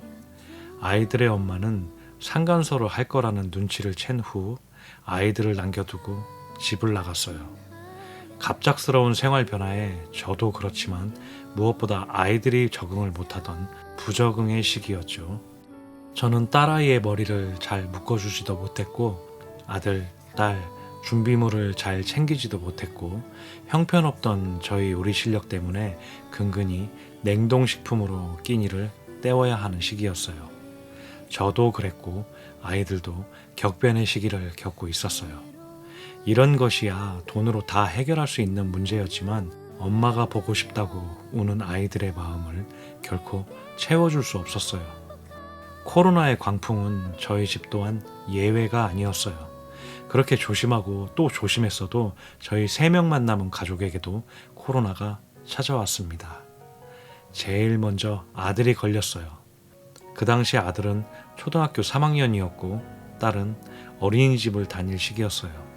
아들만 놓고 주거를 옮길 수 없던 터라 한 집에서 격리 생활을 시작했죠. 어쩔 수 없이 아들만 다른 방에 격리 후 불편한 생활을 시작했었어요. 아들은 열이 펄펄 났고 혼자 방에서 끙끙 앓는 모습을 보니 가슴이 미어지는 것 같았어요.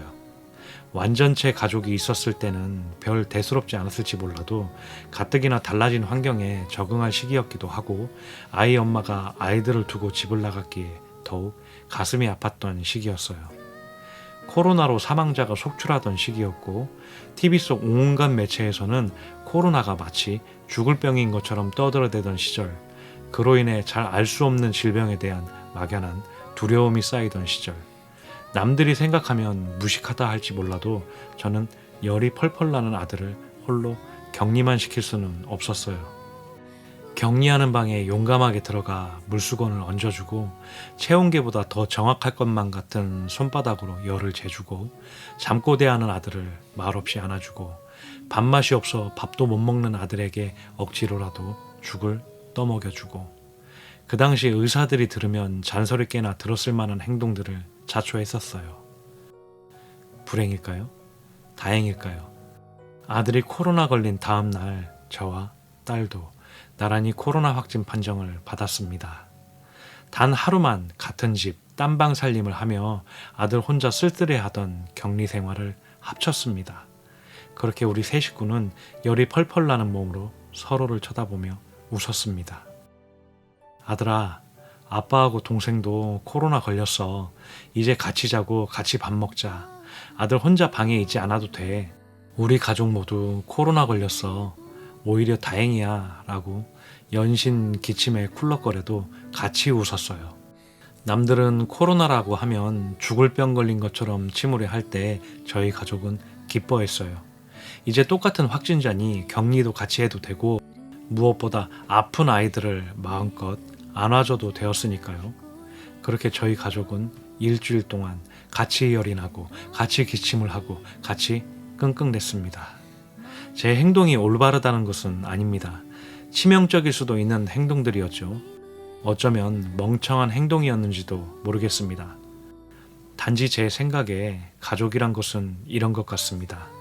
힘들 때 같이 웃고 같이 울고 아플 땐 같이 아파해주고 서로를 챙겨주고 그 당시 이빨이 하나 빠진 가족의 추억이지만 지금 생각해보면 이런 풍파와 같은 고난을 같이 이겨냈기에 지금처럼 잘 먹고 잘 웃는 날개네 가족이 된 것 같습니다. 고난이요? 다 지나갑니다. 고난이 지나가고 나면 죽도록 아파했던 그 기억이 추억이라는 아름다운 이름으로 찾아옵니다. 그리고 그 추억은 가족을 더욱 단단하게 만들어줄 것입니다. 지금 이 순간에도 외도로 인해 힘든 분들께 조금이라도 먼저 겪어본 입장에서 희망을 드리고 싶었습니다. 힘내세요.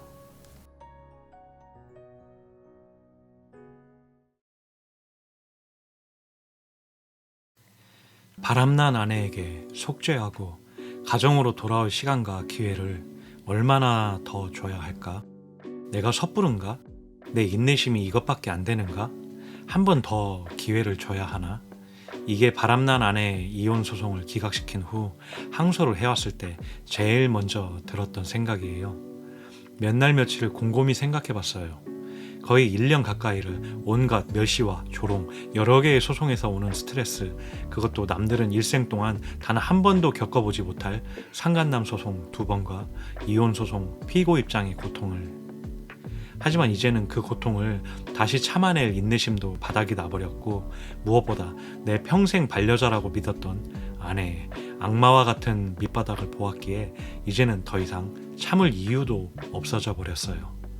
이제는 너희 둘을 내가 받은 고통만큼 자근자근 밟아주겠다. 기다려라.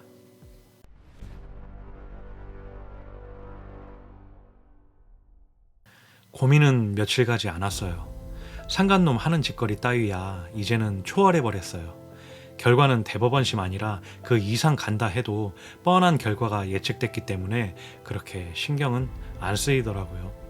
하지만 이혼 소송에서 조금 고민을 했습니다.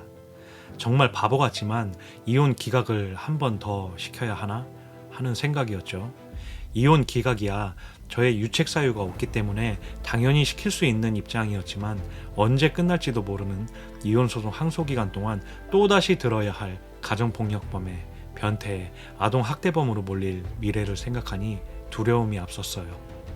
그리고 무엇보다 한 번 더 기각을 시킨다고 해서 가정의 품으로 돌아올 것 같지 않았어요. 한 일주일 고민한 것 같아요. 마음의 정리를 하는 데까지 걸린 시간이요. 그리 길지 않은 시간을 고민 후 결심을 하고 바로 변호사님께 전화했어요. 변호사님, 상간소 대법원심은 상간놈이 취하할지 모르니까 바로 위임장 제출해 주세요.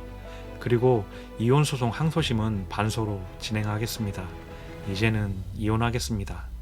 그렇게 저는 상간놈과 아내와의 4번째, 5번째 소송을 지금까지 제 소송을 모두 이겨주신 변호사님께 위임했습니다. 이제 돌이킬 수 없게 되었어요.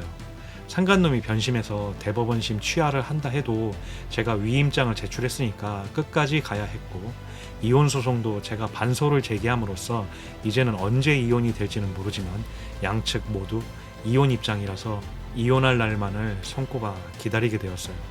또다시 시작된 2대1의 싸움. 언제나 그렇듯이 법정 시계는 느리게 흘러갑니다. 아무런 변화도 없이 한 달, 2달이 흘러갔어요. 그렇게 2달이 넘어갈 때쯤 상간놈이 상고 이유서를 제출했어요. 이제는 그 상고 이유서 굳이 보지 않아도 무엇이 적혀 있을지 뻔했어요. 역시나 뻔하디 뻔한 파탄난 가정의 이야기만 들어준 것뿐 불륜한 적 없다였어요. 그리고 자존심을 굽혔는지 하나 더 썼더라고요. 어디 말도 안 되는 판례 첨부하며 상간소송에서 위자료 500만원, 700만원 나온 판례를 첨부한 것이 대법원까지 가서 제출한 유일한 증거였어요. 웃음도 안 나오더라고요. 겨우 이따위 허접한 증거 내려고 대법원까지 온 것이냐? 좀 멍청해 보이기도 하고 이제는 불쌍하다고나 할까? 이제 상간소송에서만큼은 초월한 제 자신의 모습이 보였어요.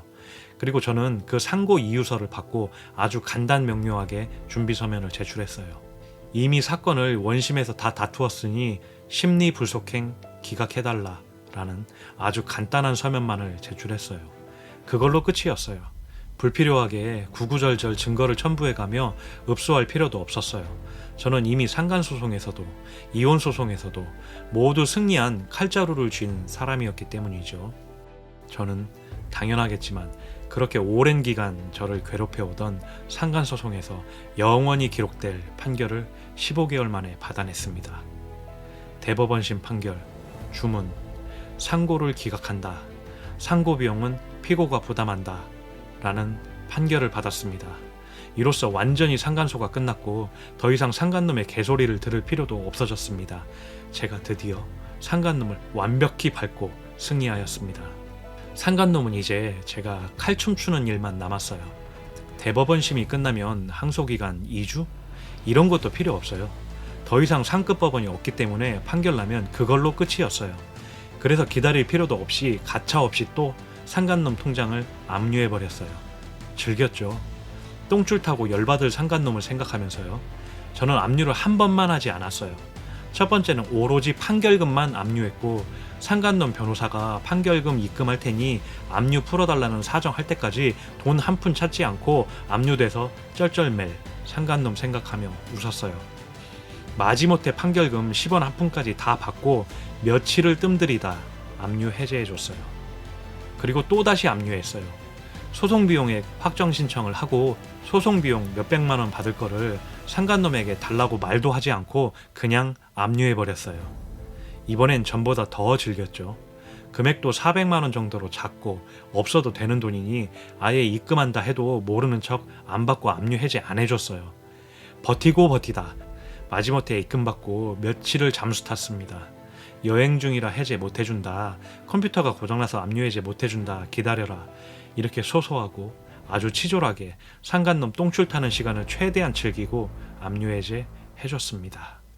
이로써 저는 상간놈에게 받을 돈 10원 한 푼까지 다 받고 그 악연을 마침내 정리했습니다. 지금 와서 생각해보면 저는 상간소송 판결금과 소송비용, 지연이자까지 해서 받은 돈은 겨우 2천만 원 정도지만 대법원까지 소송을 질질 끌어가면서 상간놈이 쓴 돈은 어림잡아도 3,500만 원 이상은 쓴 것 같더라고요. 상간놈도 악마와 같은 여자 잘못 만나서 안 써도 될 돈을 쓴 꼴이 되었고 그걸 생각하니 왠지 씁쓸하더라고요. 이혼 소송은 아무것도 진행된 것이 없는데 상간 소송이 완벽하게 끝나버렸어요. 그렇게 얼마를 더 기다린 후 반가운 이혼 소송 변론기일 소식이 들렸어요. 저는 내심 변론기일 한 번에 이혼 소송 끝날 것을 기대했었어요. 재산분할, 양육 모두 1심에서 다투고 서로 합의가 됐기에 이혼 소송 항소심에서는 그냥 원고, 피고, 의사만 확인할 줄 알았어요. 하지만 기대가 너무 컸나 봐요. 거의 5개월 만에 잡힌 이혼소송 변론기일에서 판사님은 야속하게도 가사조사 명령을 내리더라고요. 아니, 양육은 이미 아이 엄마가 포기했는데 굳이 가사조사를? 양육권은 이미 제가 가지기로 합의했다고 어필해봐도 판사님은 꿈쩍도 하지 않고 가사조사를 명령했어요. 또 무언가 경험해보지 못한 것을 해야 하다니. 변론기일 한 달 후 가사조사가 시작됐어요. 첫 번째 가사조사는 양측 모두 참석하는 면접조사기일이었어요. 제가 수많은 재판에 참석해봤어도 가사조사는 처음이라 정말 공부를 많이 하고 참석했어요. 가사조사는 변호사도 참석하지 못하고 오로지 당사자들만 참석하게 돼요. 그렇게 첫 번째 가사조사가 시작되는데 초반부터 매끄럽지 않았어요. 저는 가사조사 시간 30분 전에 도착해서 대기하고 있었는데 세상에 이런 중요한 날을 어떻게 착각할 수가 있지? 아내는 가사조사 법원을 1심 법원으로 착각하고 그곳에 가 있었고 왜 안 오냐는 가사조사관의 전화를 받고서야 급하게 택시를 타고 항소심 법원으로 오고 있다는 한심하기 짝이 없는 소식을 전해 들었어요. 참 한심하다. 아니면 너에게 있어 이혼 따위는 간절하지 않은 것인가? 그저 너한테는 이런 소중한 시간이 장난인 거니? 짜증이 밀려오기 시작했어요. 누구는 시간이 남아 돌아서 정확하게 시간 맞춰서 도착한 걸까? 하는 생각에서요. 그렇게 우여곡절 끝에 예정된 가사조사 시간 2시간을 넘겨서 시작하게 되었어요. 밀폐된 좁은 사무실과 같은 공간에서 마치 경찰서에서 범죄자 신문받고 있는 듯한 모습으로 내 바로 앞에는 뒷면만 보이는 컴퓨터 모니터, 그 뒤로 어렴풋이 보이는 가사조사관, 그리고 코로나 시국이라 얇은 투명 칸막이가 서로를 분리시켜 놓고 있지만 내 바로 옆에 아내가 있는 것만으로도 숨이 턱턱 막혀왔어요. 가사조사관의 처음 질문은 인적사항입니다. 그리고 본인이 맞냐는 의례적인 질문이었고 가족사항과 결혼시기 등 아주 형식적인 질문들로 시작되었죠. 그리고 1년의 형식적인 질문 후 구체적인 질문을 하나씩 시작하더라고요. 가사조사관이 아내에게 먼저 물었어요. 이혼하는 경위가 무엇인가요? 이 말을 묻기를 마치 기다렸다는 뉘앙스였어요. 한 5초간 정적이 흐르더니 갑자기 흐느끼기 시작하더라고요. 한 3, 4분을 그렇게 흐느끼더니 자기는 결혼 내내 저한테 얻어맞았고 매일같이 18년 소리를 듣고 살았고 아이들도 매일같이 얻어맞았다. 그래서 살기 위해서 또 아이들을 위해서 이혼 신청을 한 거라고 마치 헐리우드 여배우처럼 연기를 하더라고요. 너무나도 가증스러웠어요. 그 문제는 이미 1심 법원에서 똑같이 이야기하고 인정받지 못했었으니까요. 무엇보다 그게 사실이 아니었으니까요. 도대체 너의 양심의 밑바닥은 어디까지인 거니? 더 이상 뚫고 내려갈 밑바닥이 있기는 한 거니? 갑자기 눈물을 보인 덕을 보았을까요? 가사조사관이 물도 챙겨주고 휴지도 챙겨주고 달래주기 바쁘더라고요. 그렇게 수습을 하고 저에게 물어봤어요. 아내 말이 사실이냐고 묻더라고요. 저는 옅은 숨을 한번 쉬고 강직한 어조로 힘있게 대답했어요. 가사조사관님, 지금이 21세기입니다. 아내의 말대로라면 저는 여기 있을 게 아니라 이미 교도소에 있어야 할 사람입니다. 그리고 100번 양보해서 제가 그런 사람이라고 친다면 그런 깡패보다 더 흉악한 저에게 한창 엄마 품이 필요한 갓 초등학교 들어간 어린아이 둘을 남겨놓고 본인만 집을 나간다는 게 말이 되나요? 그리고 그런 폭력에 시달리는 아이들의 양육권을 포기한다는 게 정상적인 엄마인가요? 또한 세상이 어느 때인데 12년 동안 그런 행동을 참고 살만한 여자가 지금 있기나 할까요? 이건 상식적이지 않습니다. 아내는 지금 바람나서 어떻게 해서든 이혼하고 싶어서 있지도 않은 말을 지어내고 있는 겁니다. 라고 한마디도 틀리지 않고 정확히 또박또박 대답했어요. 그게 사실이었으니까요. 그리고 이 말을 벌써 여러 번의 소송을 통해 똑같이 대답했었으니까요.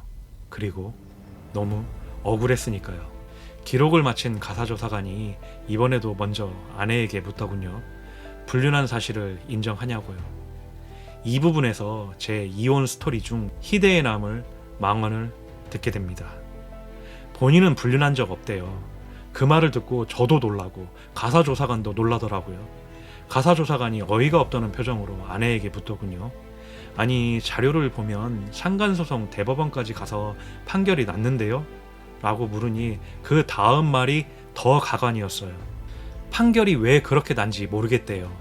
자기는 불륜한 적이 없는데 운이 없어서인지 판결이 그렇게 나서 자기도 속상하답니다. 그 상간자는 그냥 친구 사이일 뿐 그 이상도 이하도 아니랍니다. 가사조사관이 판결 내용에 보면 호텔에 상간자와 같이 입실했다고 나오는데 말씀이 일반적이지 않네요. 라고 하니까 그에 대한 대답은 자기는 그렇게 친구들이랑 같이 방 잡아서 술 먹고 하는 게 그냥 아무렇지도 않고 다른 친구들도 다 그렇게 한다고 하더군요. 너무나도 당연한 걸 물어보는 듯한 표정을 지금도 잊을 수가 없습니다. 불륜은 사람을 멍청이로 만드는 걸까요? 아니면 기억을 조작하는 새로운 능력이 생겨버리는 걸까요? 저런 답변이 본인한테 이득이 될 거라고 생각하고 말하는 걸까요? 아니면 실제로 그렇게 믿을 만큼 정신이 이상해진 걸까요? 이렇게 서로의 입장이 명백히 다른 첫 번째 가사조사를 마쳤습니다. 가사조사라기보다는 아내의 대답에 제 입장을 말하는 무슨 말싸움장이 되어버렸네요. 이런 코미디 같은 겨우 첫 번째 가사조사를 마쳤습니다. 나는 도대체 어떤 여자와 결혼했던 것일까? 나와 같이 12년을 살았던 배우자가 겨우 이런 모습이었던가? 그 후로 몇 번의 가사조사를 더 했습니다. 심지어 아이들까지 데리고 가서 4명이 가사조사를 받기도 했고 저의 아이들 또한 가사조사관과 개별적으로 면접조사를 받아야 했습니다. 그렇게 또 몇 개월이 지나갔고 이혼이 언제 될지도 모르는 채 입만 열면 거짓말하는 아내의 모습을 더 보아야 했습니다. 반성은 기대하지 않았지만 어차피 이혼하는 마당에 그래도 좋게 끝나길 바랬는데 그럴 필요가 없다는 것이 절실하게 느껴졌고 배려해줘봐야 나만 호구된다는 마음이 들더군요. 그래서 아내가 그동안 저에게 했던 것과 같이 똑같이 갚아줬습니다. 모든 금융사, 국민연금, 재산 내역을 사실조회 신청해서 집 나간 1년 반 동안 어디서 무엇을 하고 살았는지 다 알게 되었고 1년 반 동안 단 한 번도 주지 않았던 양육비 사전처분 신청을 요청했어요. 너도 내가 당했던 것처럼 똑같은 상실감을 느껴봐라.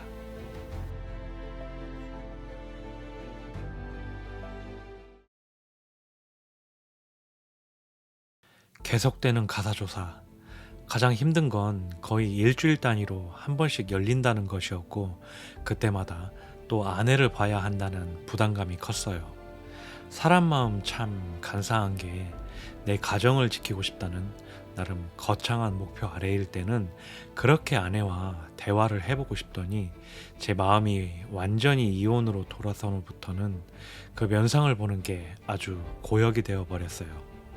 정확히는 면상이 아닌 그 입이었어요. 입만 열면 거짓말과 말도 안 되는 헛소리를 하는 아내에게 지쳐버렸고 가사조사관 앞이라고 기세등등하게 뱉어내는 모욕을 또 참아내야 했어요.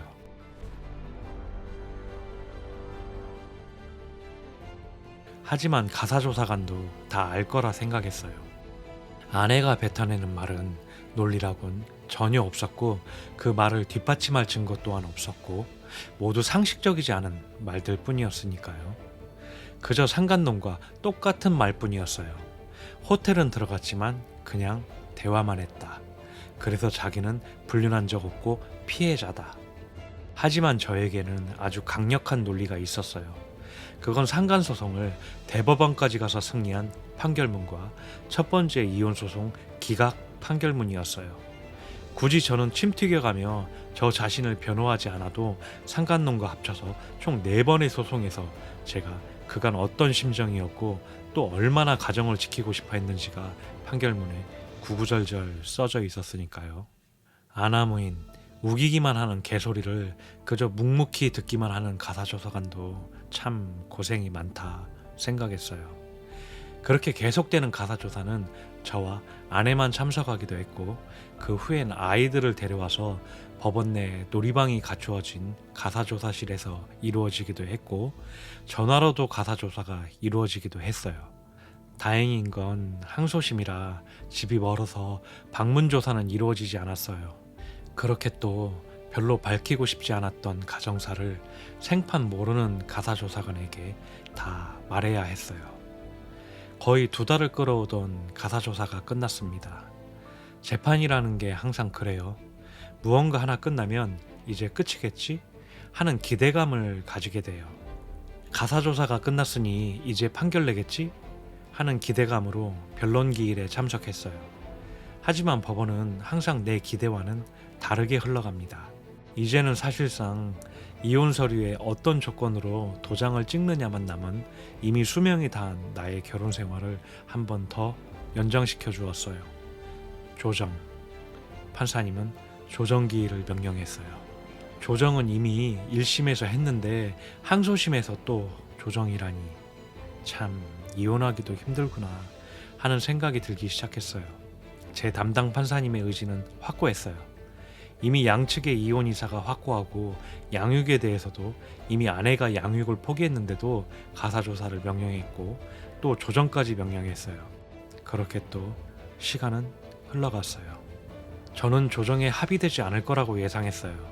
아내는 1심부터 항소심까지 시종일관 불륜이 아니다 라고 주장했고 본인이 피해자이기 때문에 위자료를 요구하며 쓸데없는 자존심을 세우고 있는 상황이라서 당연히 조정이 성립할 일 없을 거라고, 그로 인해 또 쓸데없는 시간이 지나가겠구나 하고 생각했어요. 기다리던 조정기일, 이제는 내 직장같이 느껴지는 법원에 조금 일찍 도착해서 변호사님과 상의를 했습니다. 사실 상의할 것이 없었어요. 변호사님도 저도 조정에서 아마 배우자가 합의하지 않을 거라 예상했고 또 조정이라는 게 무슨 말이 나올지 모르기 때문에 작전 같은 것을 짤 수가 없었어요. 제 소송을 고맙게도 모두 이겨주신 변호사님과 그냥 담소를 나누면서 조정기일 시간이 되기를 기다렸어요. 1달 만에 또다시 본 아내. 아내는 이혼소송 모든 변론기일에 단 한 번도 참석하지 않았고 참석한 것이라곤 1심 조정 때 한 번, 그리고 얼마 전에 끝난 가사조사 때 처음으로 참석했어요. 1심 조정기일 때는 마치 도도한 여자처럼 한껏 치장을 하고 화장도 짙게 하고 나타나더니 가사조사 때부터는 컨셉을 바꾸었는지 후줄근해 보이는 옷차림에 민낯으로 나타나더군요. 역시나 조정기일 또한 무슨 추리닝 같은 옷차림으로 1심 때의 도도함은 온데간데없고 무엇에 쫓기는 사람처럼 초췌하게 나타났어요. 그렇게 시작된 조정기일. 판사님의 일장 연설과 함께 양측 입장을 물었어요. 그런데 정말 제가 예측할 수 없던 이야기를 하더군요. 조정에 응하지 않겠지라는 예측을 깨고 조정에 합의하겠다. 양육비 깎아주고 위자료도 안 줄 수 있으면 좋고 준다면 최소한만 주겠다 였어요. 웃음이 나더군요. 그렇게 피해자 코스프레를 떨며 바람핀 적 없다. 매일같이 얻어맞았다. 매일같이 18년 소리를 듣고 살았다. 라고 자기가 피해자라고 1심 때부터 일관성 있게 이야기하던 모습은 온데간데없고 아내 측 변호사의 발언이지만 저 자세로 돈을 깎아달라고 구걸을 하고 있다니. 조정기일 법원에서 제가 느낀 것은 내 편은 없다였어요. 판사님은 나름 중립적인 차원에서 중재를 한다고 말씀은 하시지만 당사자인 제가 느낄 때는 그저 빨리 이혼시켜서 사건을 마무리하고 싶어하는 느낌이었어요. 그리고 솔직히 아내의 말이 말 같지도 않았어요. 아내는 자기가 받을 재산 분할은 강력하게 원하기도 하고 단 10원의 양보함이 없는데 저에게 당연히 줘야 할 위자료와 양육비는 자기 처지가 기구하니 최소한을 주겠다였어요. 그것도 많이나 달라고 했으면 싸워볼만 하겠지만 애초부터 아내가 받을 급여를 생각해서 최저 수준의 양육비를 요구했는데도 말이죠. 정말 분통 터지고 화가 날 지경이었어요. 또한 판사님의 태도도 상당히 마음에 안 들었어요. 판사님이 말씀하시길 안타까운 사연입니다. 서로 좋은 게 좋은 거고 또 부부가 이혼하더라도 막장으로 헤어지면 아이들한테도 좋지 않은 영향이 가니 아내의 제안대로 합의하는 게 어떠냐고 저에게 물어보더군요. 판사님의 말을 듣고 크게 화가 났지만 심호흡을 크게 한 번 하고 딱 부러지고 강건하게 저의 생각을 말했습니다. 판사님, 지금 하는 이혼은 제가 원해서 하는 게 아닙니다. 아내가 바람을 피웠어도 저는 이혼소송 1심 때도 그저 가정으로 돌아오라고 시종일관 이야기했습니다. 그리고 그런 소송에 있어서 혹시라도 제가 말실수해서 이혼이 되어버릴까봐 아내가 해오는 온갖 비아냥과 멸시, 거짓말을 다 참고 완벽하게 의뢰의 입장이 되어서 다 참아내고 그저 가정 회복만을 바랬습니다. 하지만 끝내 아내는 가정으로 돌아오지 않았고 다시는 돌아올 것 같지 않아서 결국 아내가 원하는 대로 이혼을 선택했습니다. 저는 1심 때부터 아내에게 할 말이 있어도 못하는 절대 약자였습니다. 하지만 판사님은 마지막 순간일지도 모르는 지금 이 순간에도 저에게 양보해 줄 것을 권하고 있습니다. 저는 이제는 더 이상 그럴 수 없습니다. 전 아내에게 충분한 기회를 주었고 그 기회를 모두 거절한 것은 아내입니다. 이제 저는 두 아이를 홀로 양육해야 하기 때문에 얼마 안 되는 양육비와 위자료는 절대 포기할 수 없습니다. 라고 강한 어조로, 아니 그동안의 울분을 이야기했어요. 그렇게 정적이 흘렀고 판사님도 깎아달라와 깎아주지 않겠다는 팽팽한 대립 앞에 더 이상 할 말이 없어 보였어요. 아, 이렇게 조정은 불성립되겠구나 하는 찰나 수근덕거리던 아내 측에서 제안이 들어오더군요. 그 내용은 잠시 당사자끼리 대화할 시간을 달라 였어요. 그렇게 17개월 만에 전 아내와 처음으로 단 둘이만 대화를 할 수 있었어요. 아내의 첫 마디가 놀라웠어요. 내가 잘못했어. 미안해. 였어요. 물론 이성으론 그 가식적이고도 악어의 눈물 같은 말이 위자료를 주고 싶지 않아서 양육비를 안 줄 수는 없으니 깎고 싶어서 였다는 것을 잘 압니다. 그게 거짓말이고 지금 현재 상황만을 모면하기 위한 사악한 말이라는 것을 그 누구보다도 이성으로는 잘 알고 있었어요. 하지만 제 가슴은 그러지 못했나 봐요. 내가 잘못했어. 미안해. 그 말이 너무 듣고 싶었나 봐요. 나도 모르게 뜨거운 눈물이 흘러내렸어요. 17개월 동안 지옥과 같은 시간을 보내면서 그토록 듣고 싶어 했던 미안하다. 그 말을 그토록 듣고 싶었나 봐요. 그게 진심이든 아니든 상관없었습니다. 정말 병신 같았지만 저는 그 미안하다가 듣고 싶었나 봅니다. 하지만 그때의 그 자리는 적절하지 못한 시간과 공간이었고 이제는 그런 말을 듣고 흔들릴 저도 아니었어요.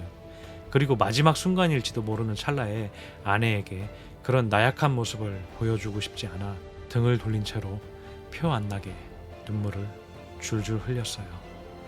잠시 감정을 추스르고 저의 진심을 담아 아내에게 이야기했어요. 늦었어. 이렇게 나지막하게 뱉어버리고 그 자리를 박차고 나왔어요. 아내는 돈 앞에 수치심도 없는가 봅니다. 그동안 그렇게 사람을 멸시하고 조롱하더니 자리를 박차고 나가는 제 바지가랑이라도 잡을 기세로 울고불고 자기 사정 어렵다고 깎아달라고만 연신 울부짖었어요. 하지만 제 심장은 이제 차갑다 못해 굳어버렸고 아내에게 줄 동정심 따위는 없어진 지 오래였어요. 내가 12년을 함께 산 배우자가 맞는가? 이토록 돈 앞에 구차한가?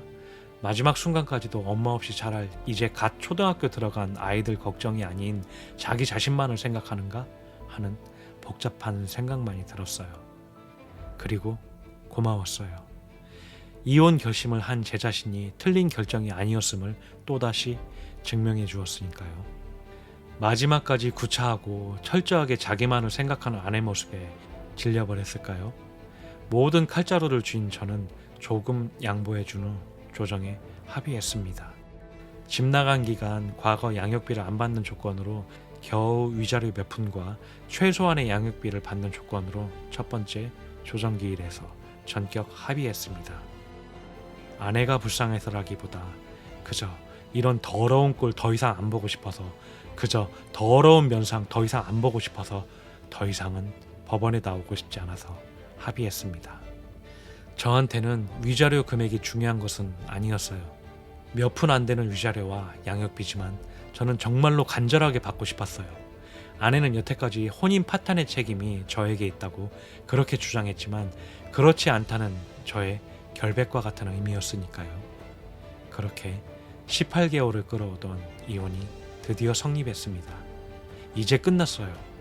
진작에 이혼되었어도 될 상황이었지만 여태까지 오는데 대법원까지 간 상간소송은 15개월이 걸렸고 항소심까지 간 이혼소송은 18개월이 걸렸습니다.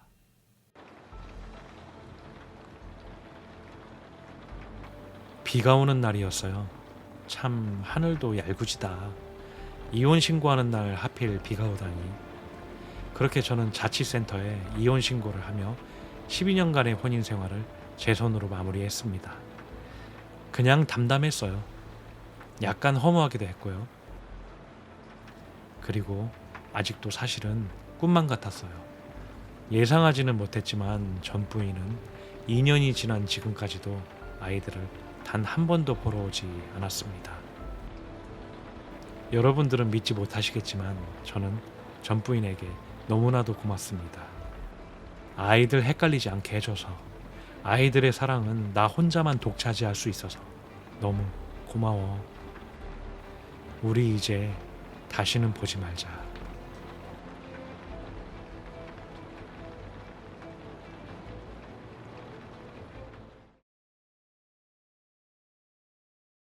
안녕하세요. 날개입니다. 그동안 내 아내가 바람났다 시리즈를 사랑해 주셔서 개인적으로는 너무 감사드리고요. 실제적으로 저의 외도로 인한 이혼 스토리는 전편에서 끝났습니다.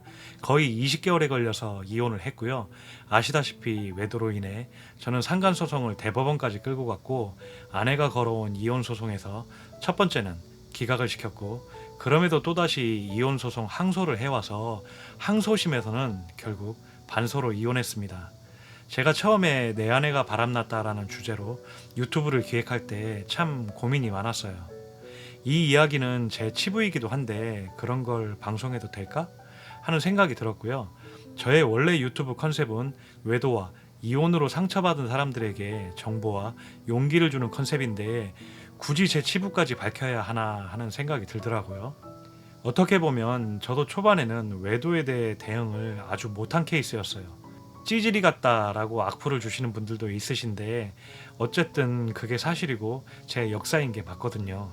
그래서 제 스토리를 사례로 이야기해보는 것도 나쁘지 않겠다라고 생각했고요. 저는 이런 실수를 저질렀지만 여러분들은 그런 실수를 저지르지 말았으면 하는 마음도 있었고, 또 바람난 배우자들이 도대체 어떤 행동을 해오는지도 알려드리고 싶었어요. 오늘은 내 아내가 바람났다 시리즈 중 마지막 이야기, 이혼 그 후라는 주제인데요. 결론부터 말씀드리면 이혼 후에도 잘 살 수 있습니다. 이혼 그거 별거 아닙니다 라고 용기를 드리고 싶었어요. 지금 곰곰이 생각해보면 제가 이혼하고 싶지 않았던 것은 아내를 너무나도 사랑해서라기보다는 어쩌면 이혼에 대한, 이혼 후에 미래에 대한 막연한 두려움 때문이었지 않나 하고 생각합니다.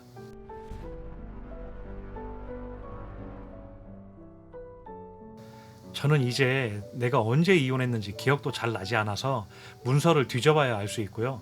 전 배우자가 전혀 생각나지도 않습니다. 그냥 원래 이랬던 것처럼 평온합니다. 다만 들려오는 이야기로는 그토록 죽고 못 살던 상간남과 헤어졌고 양육비를 한 달은 기본으로 밀려서 주는 걸 보면 사는 게 팍팍한 것 같아요. 아이들은 2년째 찾아오지 않고 있고요. 오히려 저는 이게 아이들 헷갈리지 않게 해줘서 너무 고맙더라고요. 어쨌든 사필 규정인 것 같습니다. 거의 4년 전 아내 가출 당시만 해도 딸아이는 7살이었고 아들은 11살이었어요. 하루아침에 남겨진 저희 세 가족은 도대체 어디서부터 무엇을 해야 할지 전혀 몰랐고 당연히 집안일이 잘 돌아갈 리가 없었어요. 직장만 다니던 저는 어떻게 아이들을 돌봐야 하는지, 밥은 어떻게 해야 하는지, 학교 다니는 아들 준비물은 어떻게 챙겨야 하는지 잘 몰랐어요. 고군분투하다가 제가 생각해낸 방법이 그냥 물어보는 거였어요. 어린이집 선생님한테 물어봤고, 학교 담임 선생님한테 물어봤고, 외도 카페 회원님들한테 물어봤어요. 그렇게 하나씩 하나씩 배웠고, 배우다 보니 어느새 요령이 막 생기더라고요. 지금은 어떨까요? 제가 직장 다니면서 이제 중학생이 된 아들, 초등학교 다니는 딸 모두 학교 데려다 줄 수 있고요. 준비물 다 챙겨서 줄 수 있고요. 무엇보다 아이들 굶기지 않고 인스턴트 먹이지 않고 밥을 해줄 수 있게 되었습니다. 이게 하려고 마음만 먹으면 처음에는 미숙해도 시간이 지나면 다 하게 되더라고요.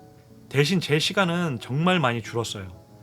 저는 아직까지도 딸아이가 어려서 그런지 분리불안이 조금 있어서 회식한다든지 출장을 간다든지 등에는 조금 애로사항이 있긴 있어요.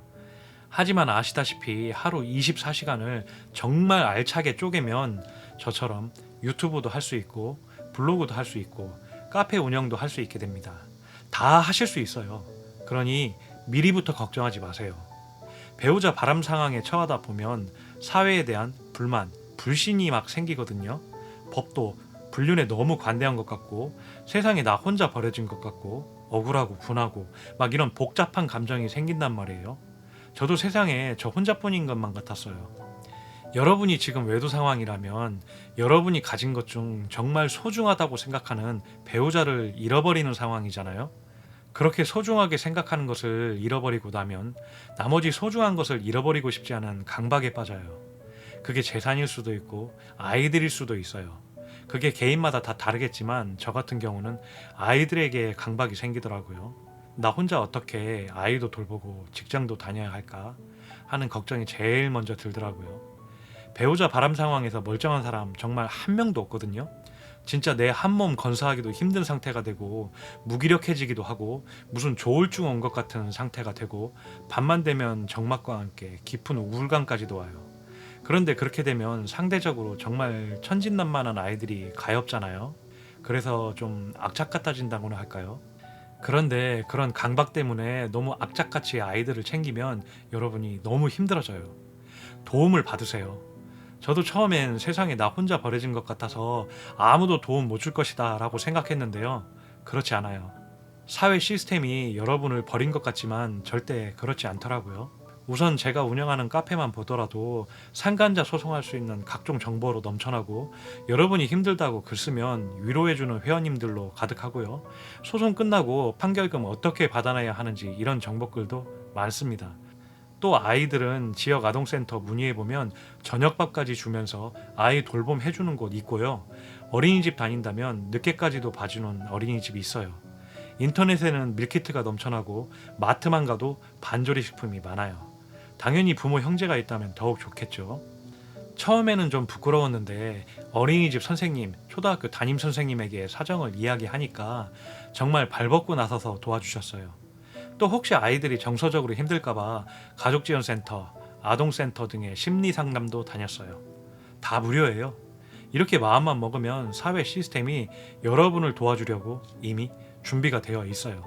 그러니 너무 혼자만 힘들어하지 마세요. 딱 1년만 악착같이 힘들어하세요. 그럼 자연스럽게 습관이 되고 정말 바쁠 것 같지만 그냥 원래 하던 것처럼 적응하게 돼요. 이건 제 경험인데요.